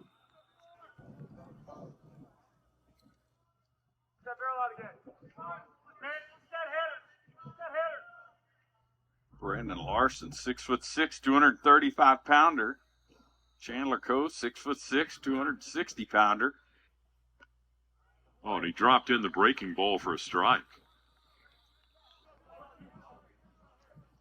Couple of big youngsters going at it right here. Coe ahead of him at 1 and 2. Torrin O'Hara, the guy pitching for Stanford, also out of Rocklin, California. Coe leaves that breaker wide of the plate now. 2 and 2.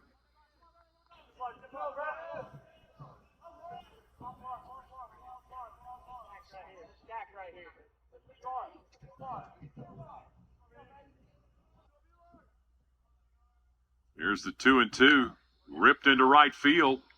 It'll drop for a base hit. Larson may have extra bases. That ball run down by Austin Green. The throw back in, but a double for Larson. And Cardinal base runners are at second and third.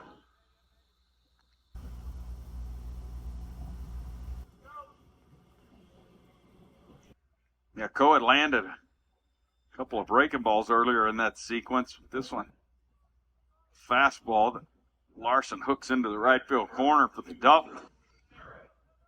Now runners on second and third with 1 out. Double-barreled action in the Tech bullpen. Stanford had just 1 hit off Zach Erdman through the first 3 innings. But since then, they have added 6 more hits. They've scored 4 runs. Timo Becerra will bat here. He's 0 for 2 today. He has flied out to center and flied out to right. Tech playing the infield back here. They trade a run for an out. That foul ball goes right into the Stanford dugout, and guys diving out of the way.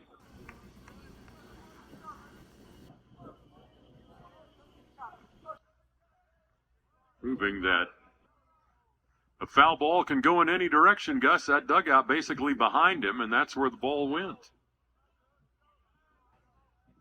Pay attention. Here's the 0 and 2 pitch. That's the moral to the story. Pay attention. Back in the old days, there was no fence over there. It was just a shooting gallery over there.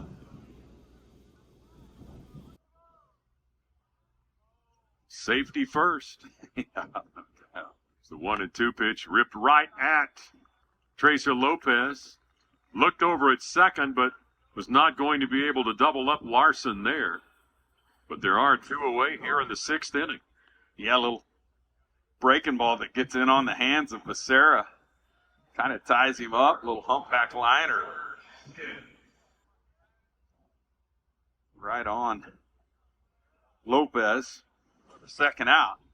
Chandler Coe with a nice pitch there. Becerra 0 for 3 today, and now Trevor Haskins, who's 1 for 2. That one hit a triple way up off the wall in center field. Did that back in the 5th inning. Here in the 5th and the 6th, the Cardinal have 2 doubles, a triple, and a home run. And all 4 of their runs scored today. Well, they got away from Maxey. Runners coming home. He's going to try to make the play himself, and he does. Tags out Hott. Ethan Hott trying to score from third on that play that got away from him. The inning is over. The Cardinal going to leave a runner on, but Dylan Maxey, great hustle. Coe wasn't going to get there in time, and Dylan Maxey just lays out and tags Ethan Hott out at home plate. On to the bottom of the 6th.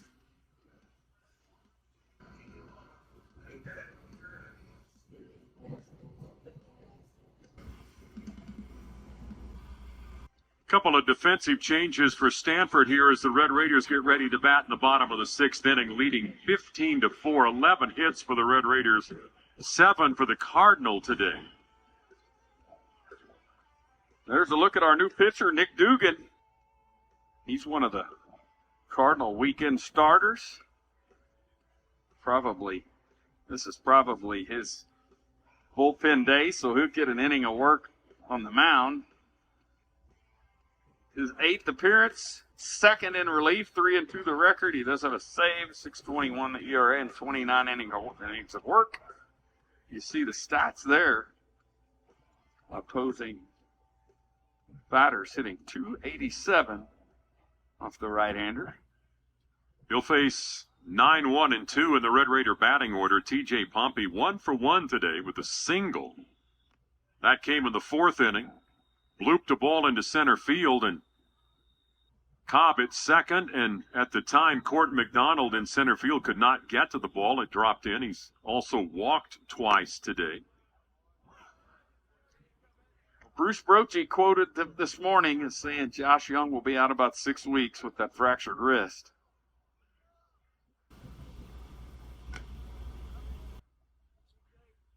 Not the kind of news you want to hear if you are a Texas Ranger fan or a fan of his time as a Red Raider. Yeah, no doubt. Off to a good start. Hit a 3-run homer earlier in the ball game. Just had a fastball get up and in on him. I always talk about these guys getting hit when they're able to roll their shoulder, get hit in the back, and protect their hands and wrists. Josh unable to do that last night. Paid dearly for it. Really unlucky.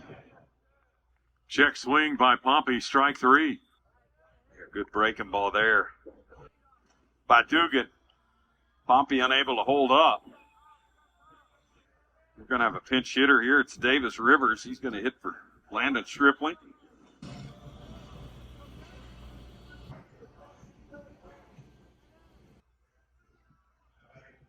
Stripling today had flied out, grounded out, reached on a walk, and another ground ball, but scored Tracer Lopez in the 4th inning, and now Davis Rivers to bat. Rivers did not play at UCF.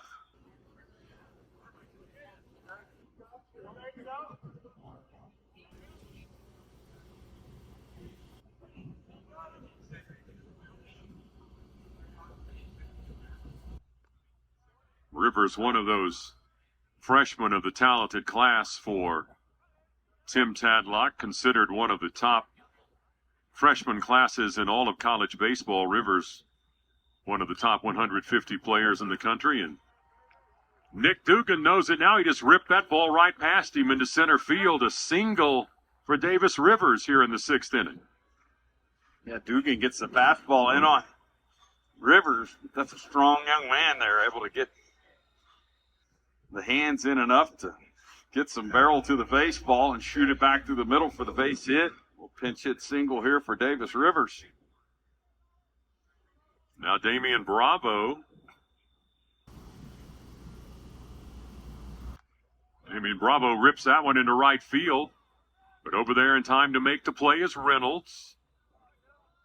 Bravo has a couple of hits today. Has hit the ball hard on every at-bat. Lined out to Cobb at second, and then that hard hit ball into right field. This is 2 away. Excuse me, John. This is Cade McGee who's going to pinch hit for Kevin Bazell. Bazell's had a full day. 1 for 2. Base hit and scored in the 1st. Walked and scored in the 3rd. Also hit by a pitch in the 3rd. Grounded out in the 5th. Made some nice defensive plays over there. 3rd, Bazell getting his first start at 3rd base this year. Hit a couple of home runs on Monday night. Red Raiders winning 10-9 in that game.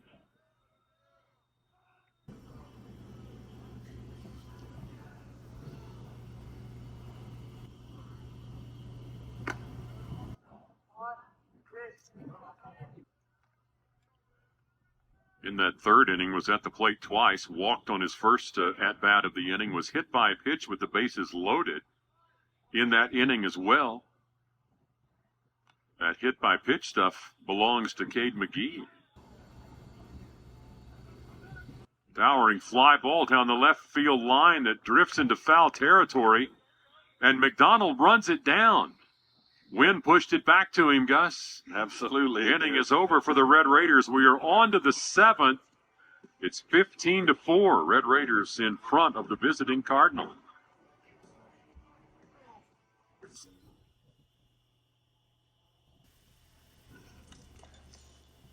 Red Raiders going to send a new pitcher to the mound here in the 7th inning. The Cardinal have 4 runs in the 5th and 6th innings in this ball game. Wild pitch there, moving up a Stanford runner into scoring position is loose. Let that one get away from him. Then the triple off the wall in center field by Trevor Haskins. Big blast there to get a run across for the Cardinal. Then on to the later on in the inning, that's a double by Owen Cobb as the Stanford bats come alive a bit in that inning after not scoring a run up until that point there in the 6th. Charlie saw him pinch hitting with a home run, but still a long way to go for those guys. And now Gus Carson Baugh on the mound for the Red Raiders. Yeah, it's Carson Baugh making his Texas Tech debut here. Junior left-hander out of Pottsboro via Seminole Junior College. He is on the face 8, 9, and 1 in the order here. Trevor Haskins, first batter he will see. Stanford need a couple of runs to extend this ball game. There is a run rule.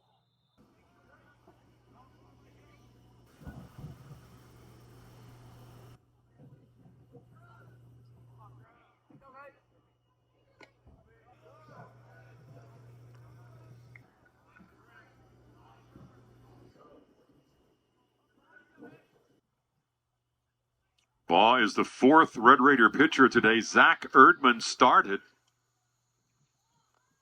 Worked into the 5th inning. But now 3-0 to Haskins, who has grounded out, and he's the guy that tripled off the wall in center field in the 5th inning.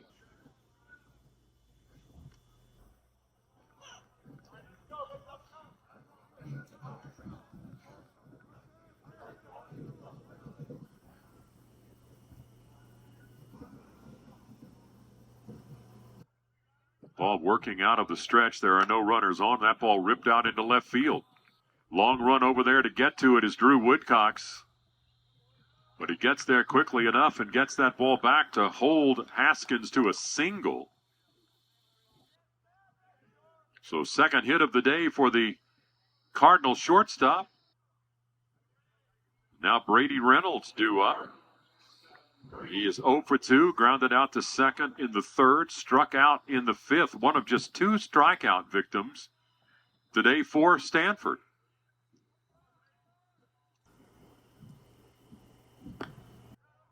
That's after they had struck out 17 times on Monday night. Stanford came into this series as the team in the Pac-12 with the fewest strikeouts.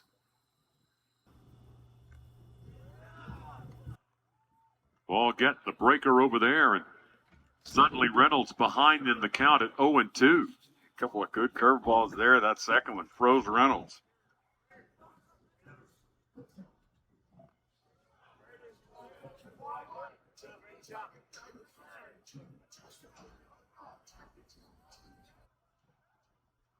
Double-barreled action in the Tech bullpen. Right-hander and a left-hander. The left-hander, Brendan Lysick. Now the breaker stays up, now 2-2.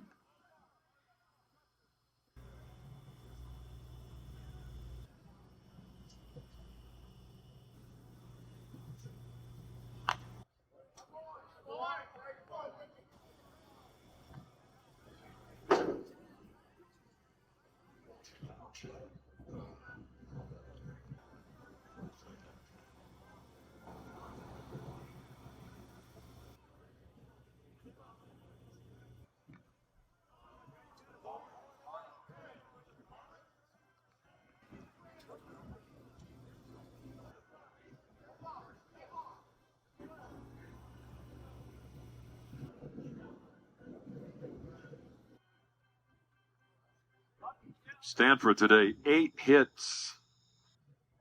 Red Raiders have 12.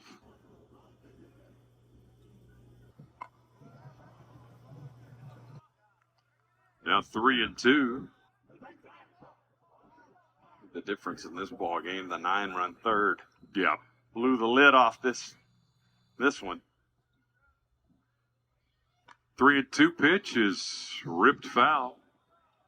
Yeah, the Red Raiders in that inning sent 14 batters to the plate, a couple of home runs, a 3-run blast by Austin Green, and a 2-run shot by Dylan Maxey.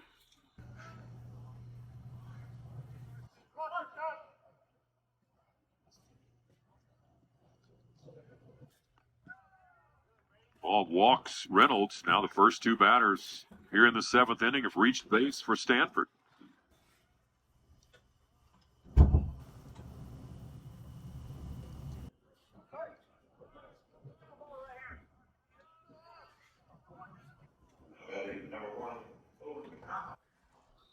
Now back to the top of the batting order for Stanford and Owen Cobb. Cobb's 3 for 3 today, pair of singles and a double. So Ball has his work cut out for him here with 2 on and nobody out, and this guy at the plate.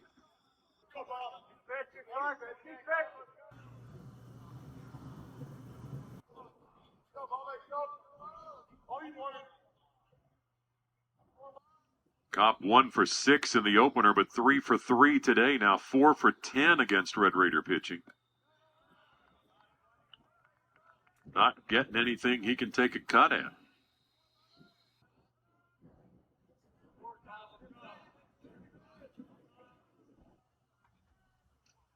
He's driven in 1 run, that on his 5th inning double.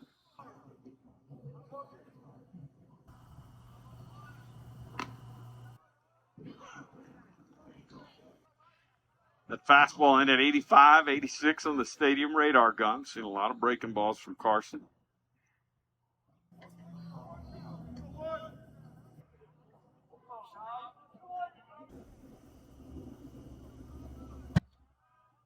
Erdman started, followed by Luce, then Chandler Coe, now Carson Ball.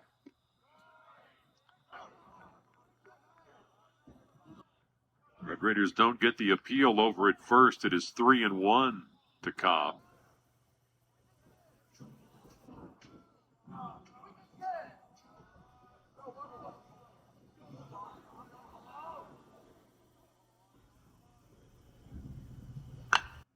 Cobb got a lot of that one. Going back on it is Bravo. He's near the wall, starts to leap up, and he's not going to make a play. Owen Cobb has just blasted that pitch out of here. A 3-run homer off the Red Raiders' Carson Ball. This wind is really a blast furnace today. Cranking straight out now. Been blowing out to right center. It's steady, 15, 20 miles an hour. Got it in the jet stream. Yes, indeed. Second home run of the day for Stanford. Now Tim Tadlock is out of the Red Raider dugout, going to make a pitching change. All 6 runs scored by Stanford have come in the 5th, 6th, and now here in the 7th inning. It is 15-6 Red Raiders. The brief appearance for Carson Ball is over. We'll tell you about the Red Raider pitching change when we come back. 15-6 Red Raiders. Carson Ball facing 3 batters, does not retire any of them, and then Owen Cobb's 3-run homer sends him to the dugout, and Gus Tim Tadlock going to Brendan Leipzig out of the bullpen. Yeah, the big left-hander from New Jersey making his 8th appearance. There you see the statistics on the season. Brendan last pitched a week ago here against Stephen F. Austin. Went 2/3 of an inning. Not a couple of hits and a walk. He did strike out a man. 2 runs, both of them earned. And that big win over the Lumberjacks.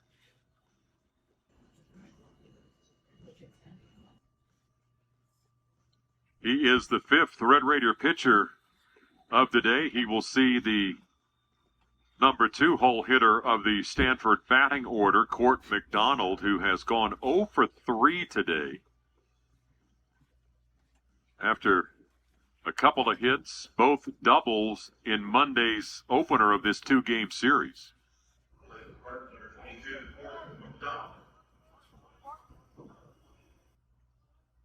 John, I don't know that we've seen the wind affect play the way we've seen it today, or affect more balls the way we've seen it today. It has really, juiced up this ballpark. Put some dents in that big hitter's background out in center field for sure. Lysick off speed there. Big swing and a miss by McDonald. Behind it 0-2. There are no outs here in the 7th inning. There will be a bottom of the 7th, obviously.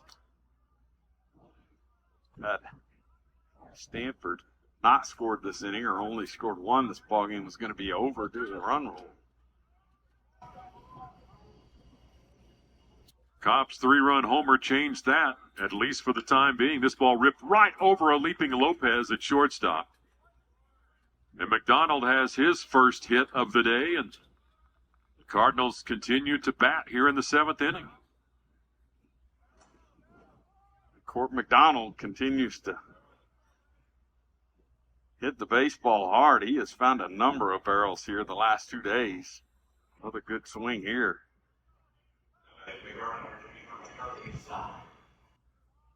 This is Charlie Somm, who has taken over behind the plate, came in to pinch hit in the 6th inning and hit a home run to lead off the 6th inning. And Lysick just hits him on the foot there. Well, 5 batters have come to the plate for Stanford here in this 7th inning. All of them have reached base.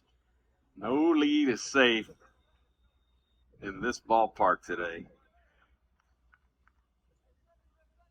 Still a long way to go, but Stanford still has memories of what they did in Game 3 of their series with Utah when they won that one in extra innings by scoring 7 runs in the 11th inning. 7 runs on 7 hits.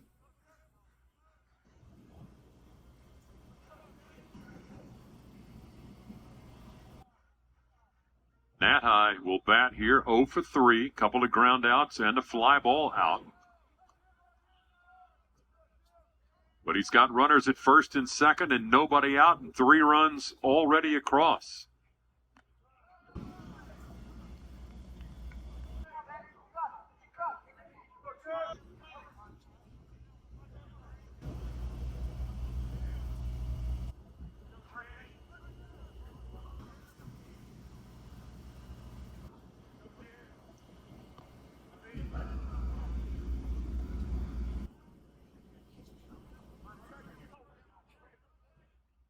Nat High, the sophomore out of Australia, has not been on base today.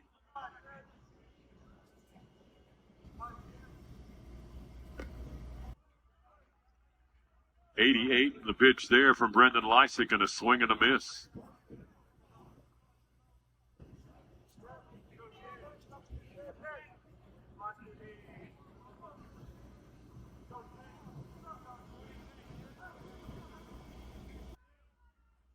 Two and 2 pitch is off the plate from Lysick, now 3-2.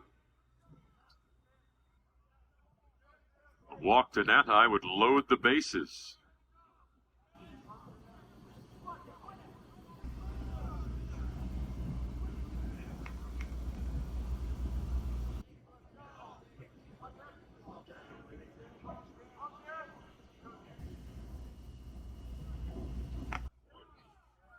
Got him looking. Got Nat High looking. He had already tossed his bat ready to head down to first base, but gets rung up by home plate umpire Mike Morris. That fastball in at the knees, catches the inside corner. First out of the inning. It comes 6 batters into this 7th inning now. Ethan Hott, who came in the 6th inning and walked.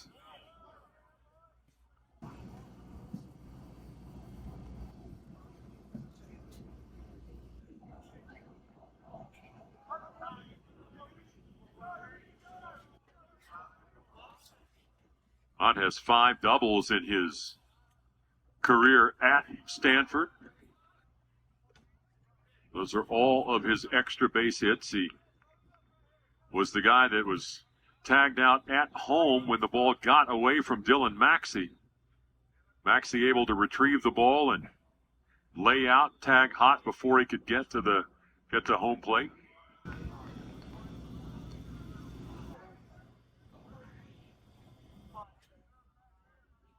Likes is going to have to battle back, or Hott will walk for the second time in the game. It's a 3-0 count.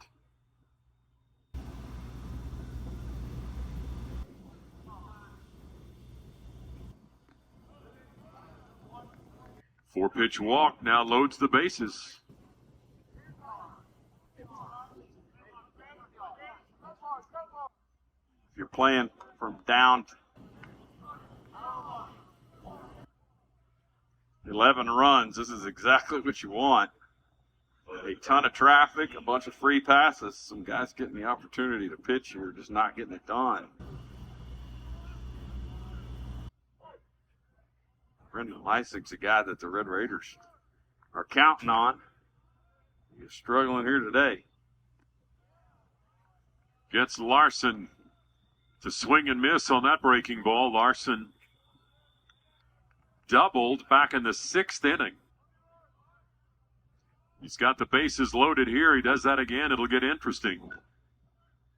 This is the kind of guy against whom Brendan Lysig should be effective. Good left on left.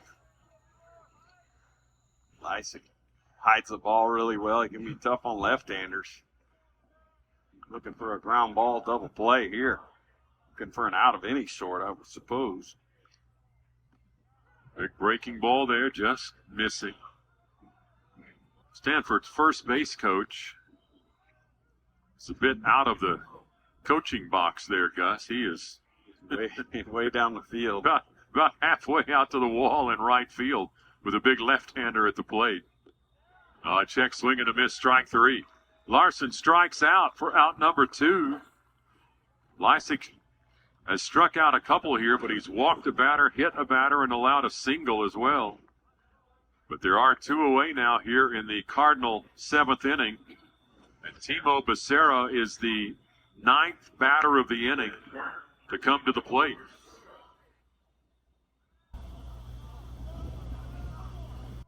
He is 0 for 3.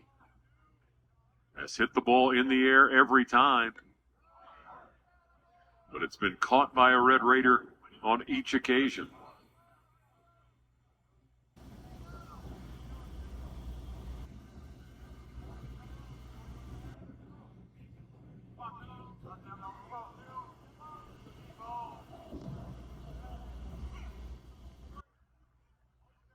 One and one.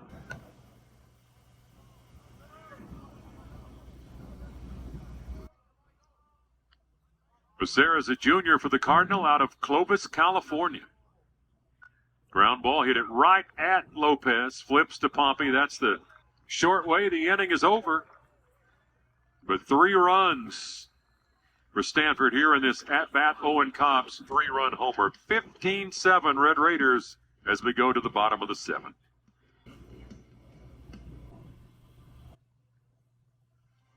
Big 12 Now on ESPN Plus is a must-have for Big 12 fans with the baseball and softball seasons in full swing. There are more than 450 matchups available, along with most of the games from both conference championships. If you're a Big 12 fan, you got to have it. Sign up today at ESPNplus.com/Big 12 Now.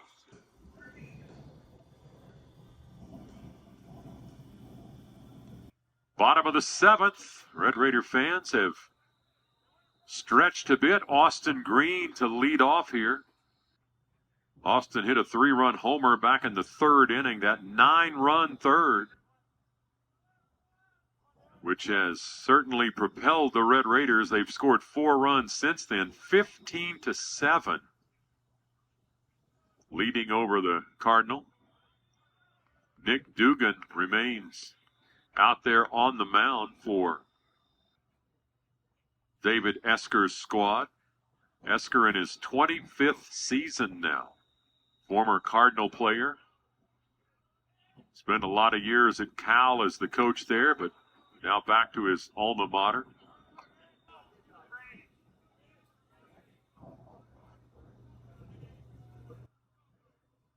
Austin's got 4 runs driven in today, that 3-run homer, and then a sacrifice fly also in that 3rd inning. He may have another here, but this, well, it's drifting back near the wall, right at the wall. Reynolds backing into the wall right at the Red Raider bullpen in right field as Austin Green with the long fly ball out. Gus, that ball just kept on going, just what you've been talking about.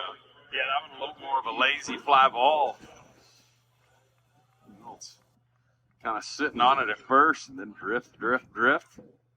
Catches it just as he bangs into the fence. Nick Dugan getting some good work in here. 17 pitches into what I would imagine is a 25 to 30 pitch midweek outing. Again, this is a weekend starter for the Cardinal. Drew Woodcox has a 2-hit day going, a single in the 3rd, and a 2-run homer in the 5th for the Red Raiders. Swinging for the fence there. But he came up empty. It's 2-1.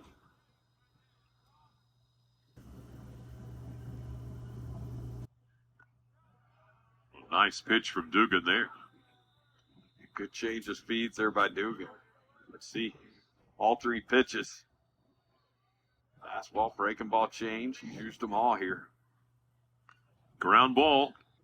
Spirited by Becerro at 3rd. Long throw over is just in time to get Woodcox. He crosses the bag, looks right at the first base umpire, Kyle Parker, to find out whether he's safe or out. There has not been any sort of request for a replay today during this ball game. Now Owen Washburn will bat.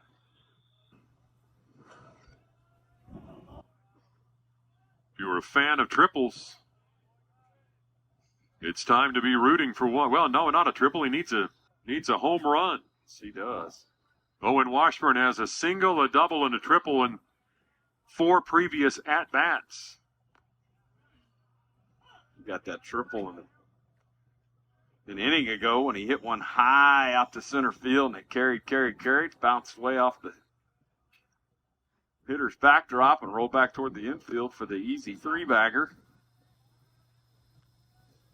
He would later score on the Maxey RBI ground out.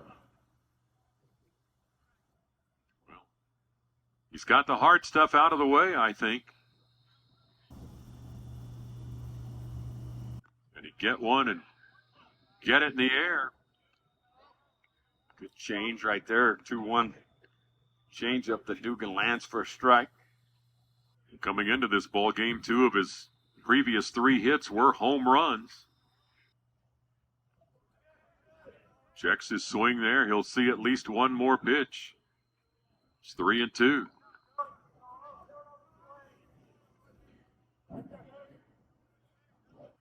Dylan Maxey is on deck. He is also homered in this ball game.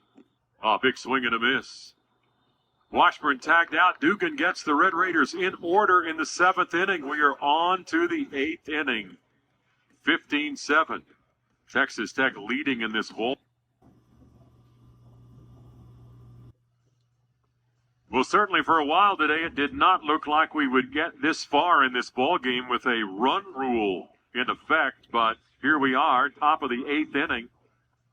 Trevor Haskins, Brady Reynolds, and Owen Cobb are due up for Stanford here. Red Raiders lead by 8 runs, but Stanford has scored 7 in their last 3 at-bats. And this ball game continues. 7 runs on 10 hits for Stanford, 15 runs on 12 hits by the Red Raiders. Haskins today does have a couple of hits, a single, a triple, and hits that one right down the line past the Red Raiders at third base. That's Cade McGee, and on his way to second is Haskins. Now he's a home run away from a cycle, Gus. It sure is. Boy, he jumps on a pitch at the bottom of the strike zone and rips it just inside the bag. Caden McGee watching that one roll out to the corner. Leadoff double here.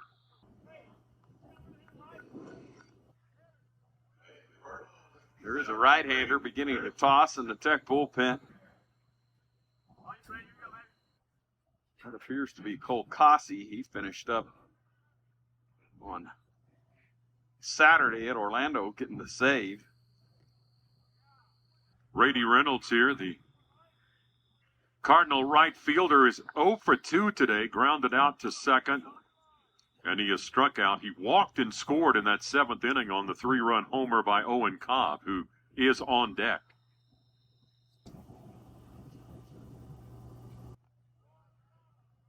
Stanford with 11 hits now, just one fewer than the Red Raiders, but they are still 8 runs short of what Texas Tech has put on the board. Big inning, a 9-run third.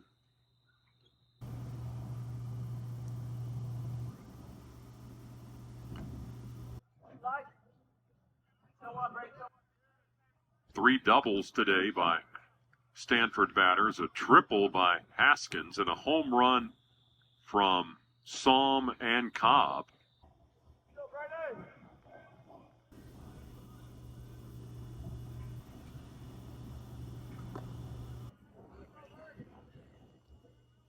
Lysick trying to land a breaking ball here. Left on left. It's got to break into that wind that blows from left field over to right field, and now sort of appearing to be blowing in just a bit. 91 there, off the plate, 3-2 to Reynolds.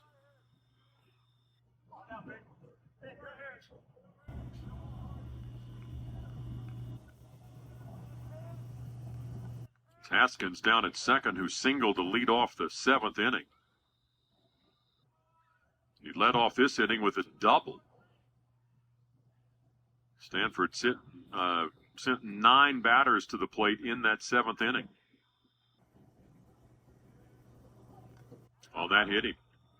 That hits Reynolds. Lysick comes inside and hits the second batter of the game since he has come in. He hit Psalm back in the 7th. Now here we go again, Gus. First 2 batters on. Top of the order, Owen Cobb. Lysick deals with some traffic here. Yet to be scored on, but he's already hit a couple of guys. Giving up 2 hits and a walk. Coach Tadlock out to make the change, and it's Cole Cossey, big right-hander. Red Raiders trying to slow down this Stanford offense. Cobb at the plate's got a homer, 2 singles, and a double. Tell you about the new Red Raider pitcher when we come back. It's 15-7 Texas now. Gus, Tim Tadlock going to Cole Cossey, trying to shut down the Cardinal here in the 8th inning. Yeah, Cossey making his 8th appearance. Pitched twice in the last week. Win a third of an inning. Retired the only man he faced against Stephen F. Austin last Tuesday, but more importantly, this past Saturday, he threw a scoreless 9th inning in the 3-2 victory over UCF in Orlando to earn his first career save. Steadily seeing his outings gain traction and leverage. He's coming on here with 15-7 lead, but boy, this game felt like it was put away a couple innings ago, but some guys just really struggling. Carson Ball, Brendan Lysick.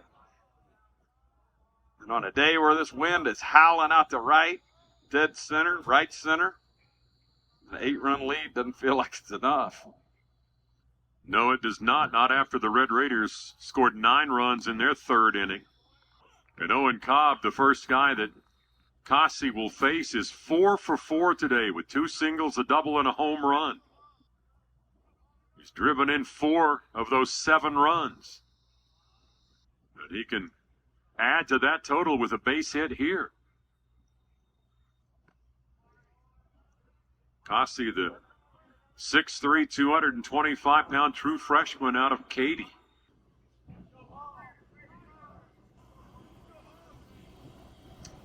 a right-hander working in the Tech bullpen.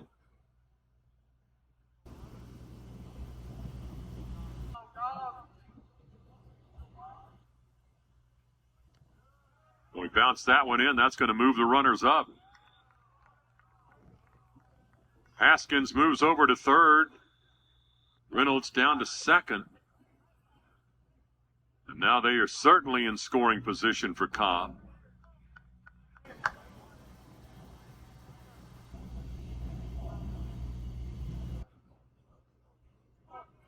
Cobb with 5 hits in the series, had won a single yesterday, did strike out 3 times, so he is a guy that Red Raiders can go after, but today he has been the victor in all of those at-bats. Triple away from the cycle. We've seen a couple of triples today, so clearly not out of the realm of possibility. That's ball 4. That'll load the bases.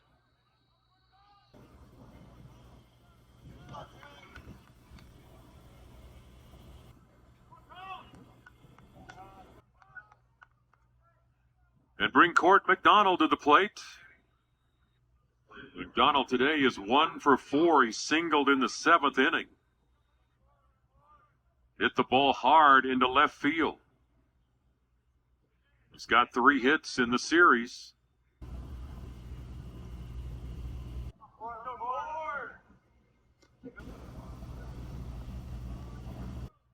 Kasi cannot find the strike zone.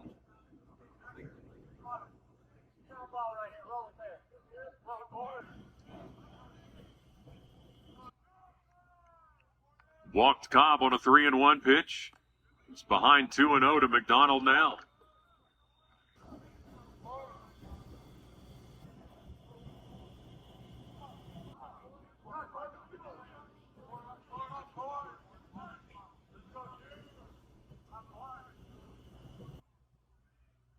Two and 0 pitch. McDonald may have chased ball 3, but he fouls that one off. Now 2-1. You're extremely aggressive to that fastball. Of course, he's looking for a pitch he can drive. He is barreled several baseballs here this week, but he might have, she said, swing at ball 3 there. Rips that ball into left field. Played it perfectly was Woodcocks. He'll make the catch. The throw is going to be cut off. But scoring from third is Haskins. Donald gets 1 run closer to the Red Raiders. Tech will trade runs for outs at this point all afternoon. Looking for a double play ball here. The other runners stay put. Reynolds at second. Cobb at first. Now, Charlie Somm to bat.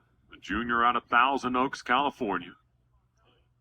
Been to the plate twice in this ballgame. Hit a home run in the 6th, leading off that inning. And was hit by a pitch in the 7th. Yeah, and add to that an RBI pinch hit single last night. He has been a tough customer here off the bench the last 2 days.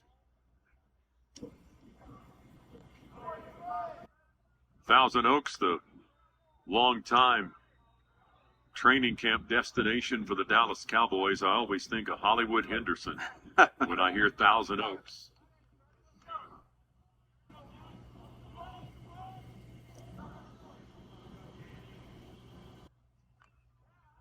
So fouls that one off his foot. It rolls right back to the mound. Gossi scoops it up, but I think he'll have to give that ball up. Hollywood Henderson, Thousand Oaks, 1,000 jokes. that would be his take, certainly. What an athlete he was. I always remember him running a kickoff back on a reverse. Linebacker out there running away from people. Yeah. 2-1 pitch, inside off the plate, ball 3. Now you're a pitch away from loading the bases back up. Well, there won't be an inning start after 4 o'clock. Well, somebody's got a plane to catch. Yes, indeed. That's exactly what that's about. That ball's going to get foul, maybe. Woodcocks is back at the wall, looking there, up, and it's not going foul. It's leaving the ball yard. Moore has just hit a 3-run homer off of Cole Cossey. This game gets a little bit more interesting here in the top of the 8th inning.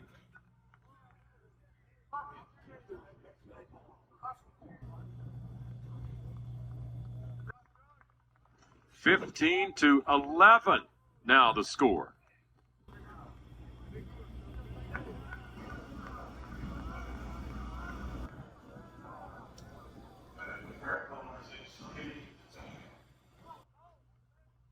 Cardinals have a home run in the 6th, a home run in the 7th, a home run in the 8th. Jimmy Natai will bat with 1 out here in the 8th inning and nobody on. What has become a 4-run game. Charlie Song would like to inquire about some more at-bats in Lubbock, Texas. He is seeing it well.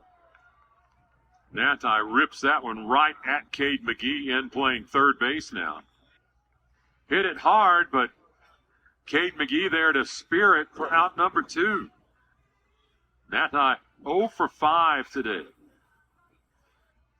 He smoked it, but it's an atom ball. Exactly what the Red Raiders are looking for.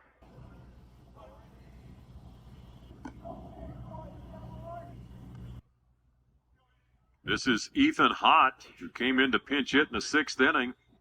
Walked on that trip to the plate. He also walked again in the 7th. Now he's singled. Ripped that Cossey pitch right into center field.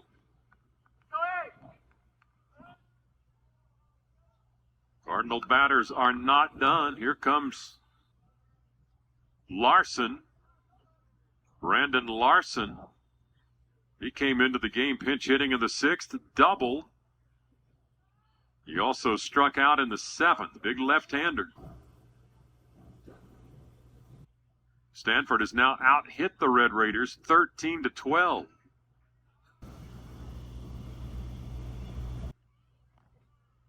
Cole Cossey was the man of the hour on Saturday, saving the day for the Red Raiders.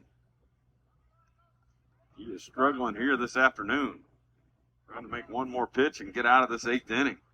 He's faced 5 batters prior to this, allowed 3 hits, or 2 hits rather. One of them a home run, but it drove in 3 runs. Derek Bridges joins the bullpen action. It looks like it's Isaiah Rhodes who's been out there working for some time. Larson is the 8th batter of the inning. Cardinal batted 9 in the 7th.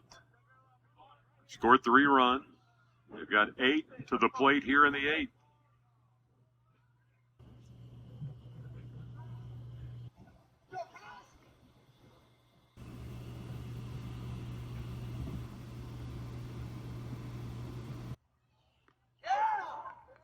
Long look in from Cossey, then delivers the 88-mile-an-hour called strike. Now Larson, 2-2 the count. There are 2 outs in this 8th inning, with 4 runs across for Stanford. Got him looking. Delayed call by the home plate umpire, Mike Morris, but Larson is out looking at called strike 3. 4 runs across. Stanford narrows the gap. We're headed to the bottom of the 8th inning. It is 15-11, Red Raiders.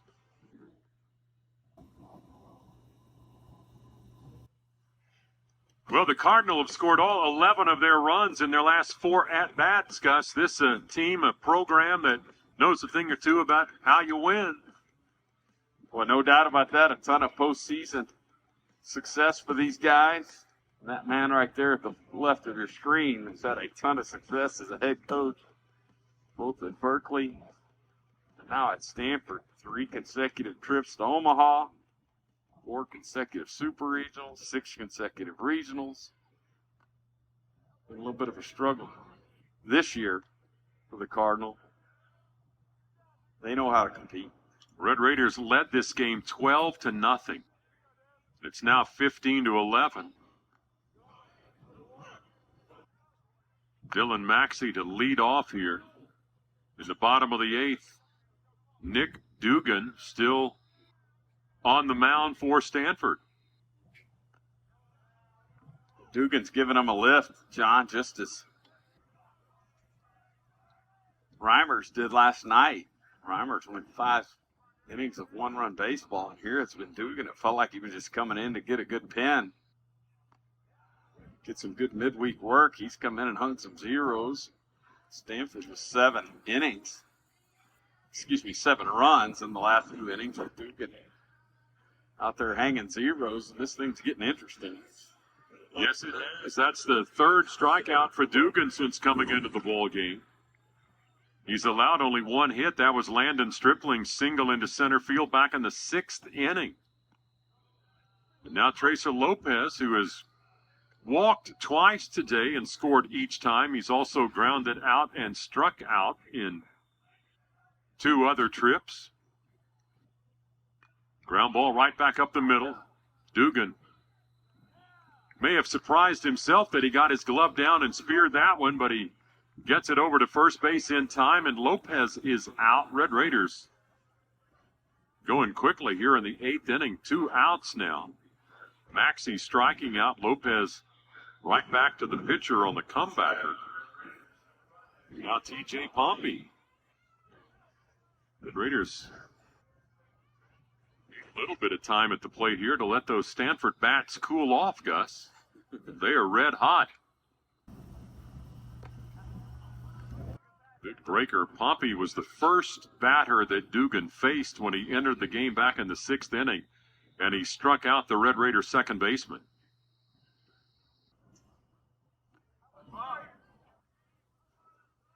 Gus, this series worth the price of admission. 19 runs yesterday on 26 hits. Today, 26 runs on 25 base hits. As long as you like offense, this is the place to be. Yeah, both days this ballpark has been offensive, or in both of these games, I should say both days. Yeah, the ballpark offensive, certainly. Today, wind still. Last night it sort of laid down, as it often will do throughout the ball game. Boy, here today it has continued to pump out to right center field, occasionally shifting around to straight out. T.J. Pompey just ripped that 2-1 pitch into left field for his second hit of the day. Gavin Cash will get his first at bat of the day. He subbed in for Landon Stripling over there at first base after Davis Rivers singled in the 6th inning. So he's played defense the last couple innings. Here he's going to get a whack at it. He was 0 for 2 last night. Struck out a couple times, reached via the walk and a hit by pitch. Not often you'd say it's the bottom of the 8th and the Red Raiders with a 4-run lead could use more insurance, but the way Stanford has come battling back, if you're a Red Raider fan, you want to see Cash get on base, but the shift there, again, Cash played perfectly by Cobb. We're off to the 9th inning now. Red Raiders have a 4-run lead. Can they hold off Stanford to win the second game of this series? Top of the 9th inning, about to get underway here. Red Raiders leading 15-11, but the Cardinals have come rallying back in this ball game. Psalm 2 for 2 has a home run, 4 runs driven in the ball game. This Stanford team, Gus, had only had a couple of hits through the first 4 innings. As the Red Raiders built a great big lead, home runs from Austin Green and Drew Woodcocks. Double-digit lead after 4 innings, but not safe in this ballpark today. No, it is not. One swing of the bat will get him right back in this thing. Isaiah Rhodes on his 6th appearance of the season. Side armor, grad transfer from Southern Miss. On the season, he's thrown 3 innings. Not allowed a hit, has walked 4, struck out 1. Allowed a couple of runs, both of them earned.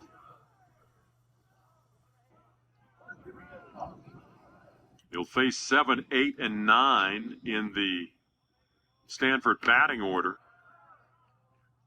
Timo Becerra, their third baseman, will lead off. He is 0 for 4 today.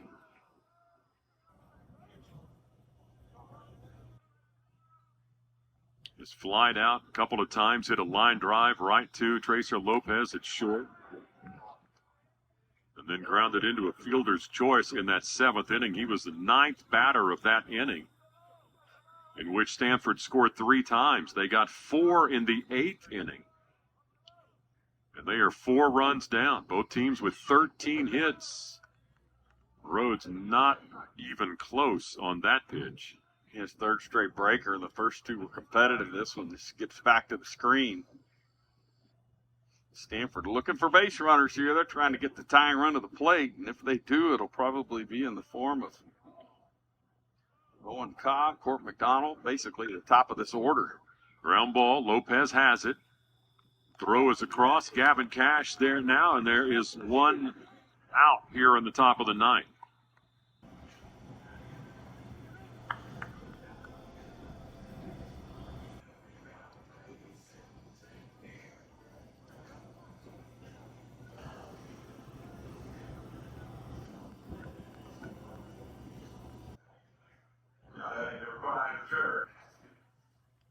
Here's Trevor Haskins.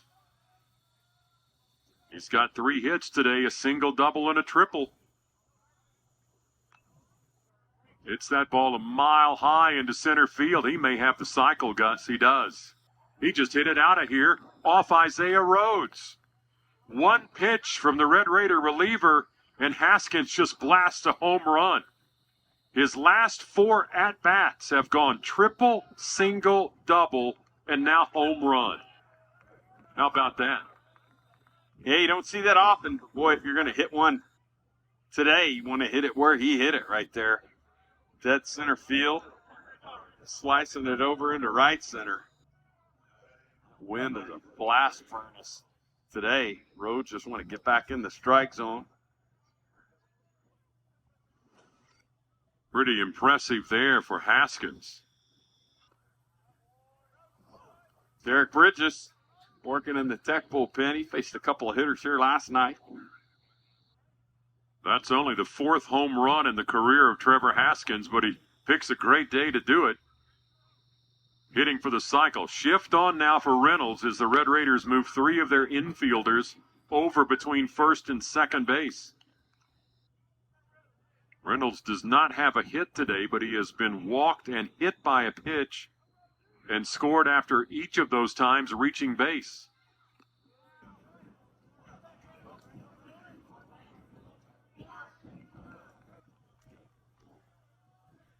Top of the order for Stanford waits on deck.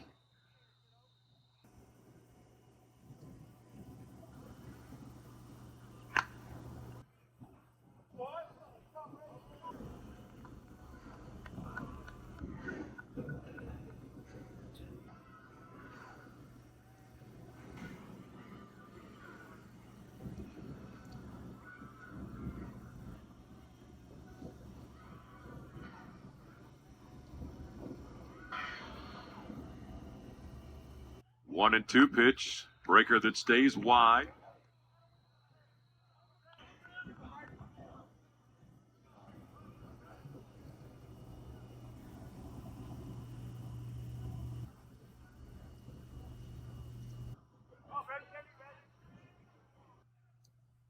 Two and 2 pitch from Isaiah Rhodes is off the plate, ball 3. Becerra began this inning by grounding out to Lopez at short. Haskins followed with a home run, cutting the Red Raider lead to just 3. And now a full count pitch on the way, fouled off by Reynolds. Gus, here's what you're looking at. Owen Cobb is due up next. After that, it's McDonald, and then Charlie Somm, who has been to the plate 3 times today and hit 2 home runs. Yeah, could get dicey here in a hurry. 3 and 2 pitch. Inside, ball 4.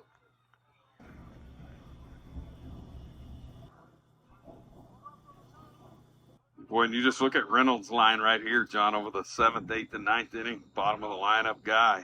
Walk, hit by pitch, and now walk. Exactly how you fuel a big comeback. Well, 6 of those 12 runs for Stanford have come from their 8 and 9-hole hitters. And now back to the top of the order in Cobb, who has scored twice today. On a day where he has a pair of singles, a double, and a home run, and a walk. He has been on base all 5 times to the plate. He gets on base here, Gus. The tying run comes to the plate in McDonald.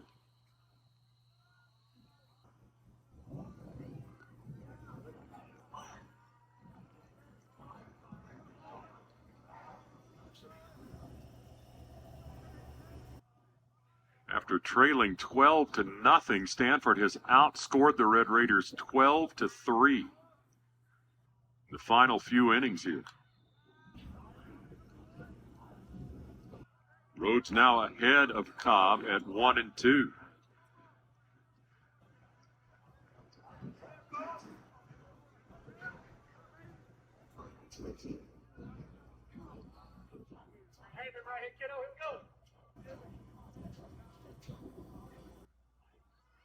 Oh, he swung and missed. Chased that pitch.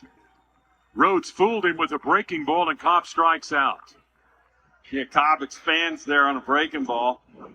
Looks like it's over the outside corner. Breaks off the plate. Big chase there by Cobb, and now Court McDonald bats. Talked about how dangerous he is. What he does not represent is the tying run, however. Boy, he's been good here over the last 2 days. That's a single and a sac fly in his last 2 at-bats. Gavin Cash going to play behind Reynolds over there at first. Trots down to second. That base runner doesn't mean a whole lot here with 2 outs. It's all about Court McDonald.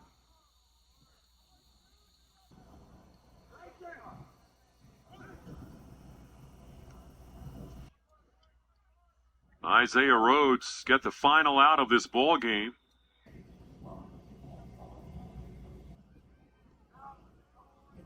But he falls behind McDonald at 2-0. Charlie Somm waits on deck.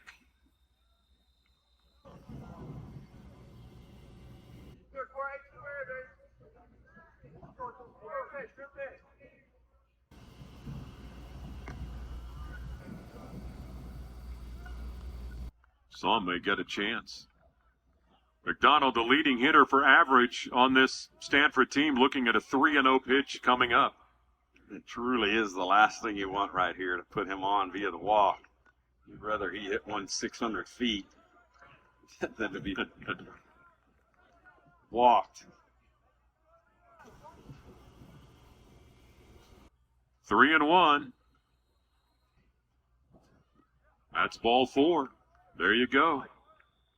Second walk of the inning by Rhodes. He's allowed a home run. And now the 2 walks bring the tying run to the plate. And Charlie Somm, the junior out of Thousand Oaks, who came into this ball game with 4 hits on the season. But 2 of them are home runs. He's got 2 home runs today.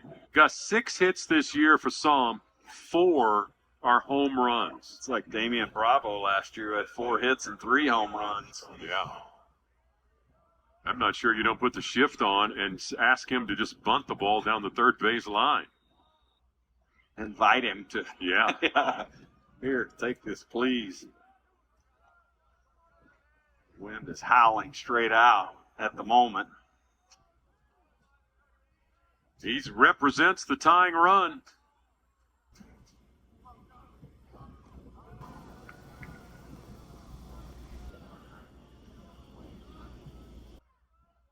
Just batted 1 time in the game 2 of the Cardinals series with Utah and struck out.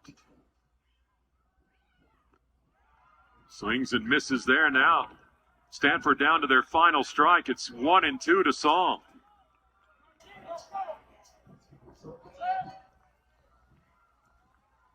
15-12 Red Raiders. But this game is not yet over. Way off the plate, got away from Maxey. Runners are both going to move up. Maxey's got to chase it down over near the Stanford on-deck circle. Yeah, and the key thing that does there is it takes away the easy force play. These infielders know they've got to go across the infield. 2-2 is the count. We can't get too much more dramatic, Gus. Unless Somm gets one in the air. Swing and a miss, strike three. Roach struck him out. Charlie Somm was the tying run at the plate here in the top of the ninth. Runners at second and third, and Isaiah Rhodes strikes him out after Somm had hit 2 home runs and fueled a big part of the Stanford rally to get within 3 runs here in the ninth inning, 15-12. Yeah, Stanford does a tremendous job clawing all the way back into this thing to get the tying run to the plate. Really quite a feat. They did a good job against the back of that Tech bullpen. And really, the high leverage guys all through last night weren't available today here. And this game got really interesting on a day where the wind was howling out. But the Red Raiders in the end get 2 wins against Stanford, and they love that. Trevor Haskins for the Cardinal hits for the cycle today. Austin Green and Drew Woodcock's homer for the Red Raiders, who win for the 21st time this year, now 21-9. Stanford will drop to 11-15. They are headed home to play Washington State. The Red Raiders stay right here for Houston on Friday, Saturday, and Sunday. For Dr. Mike Gustafson, I'm John Harris saying so long from Danlaw Field here at Rip Griffin Park. Red Raiders beat Stanford today 15-12. All games airing on the ESPN networks or streaming live and archived on the ESPN app. This has been a presentation of ESPN.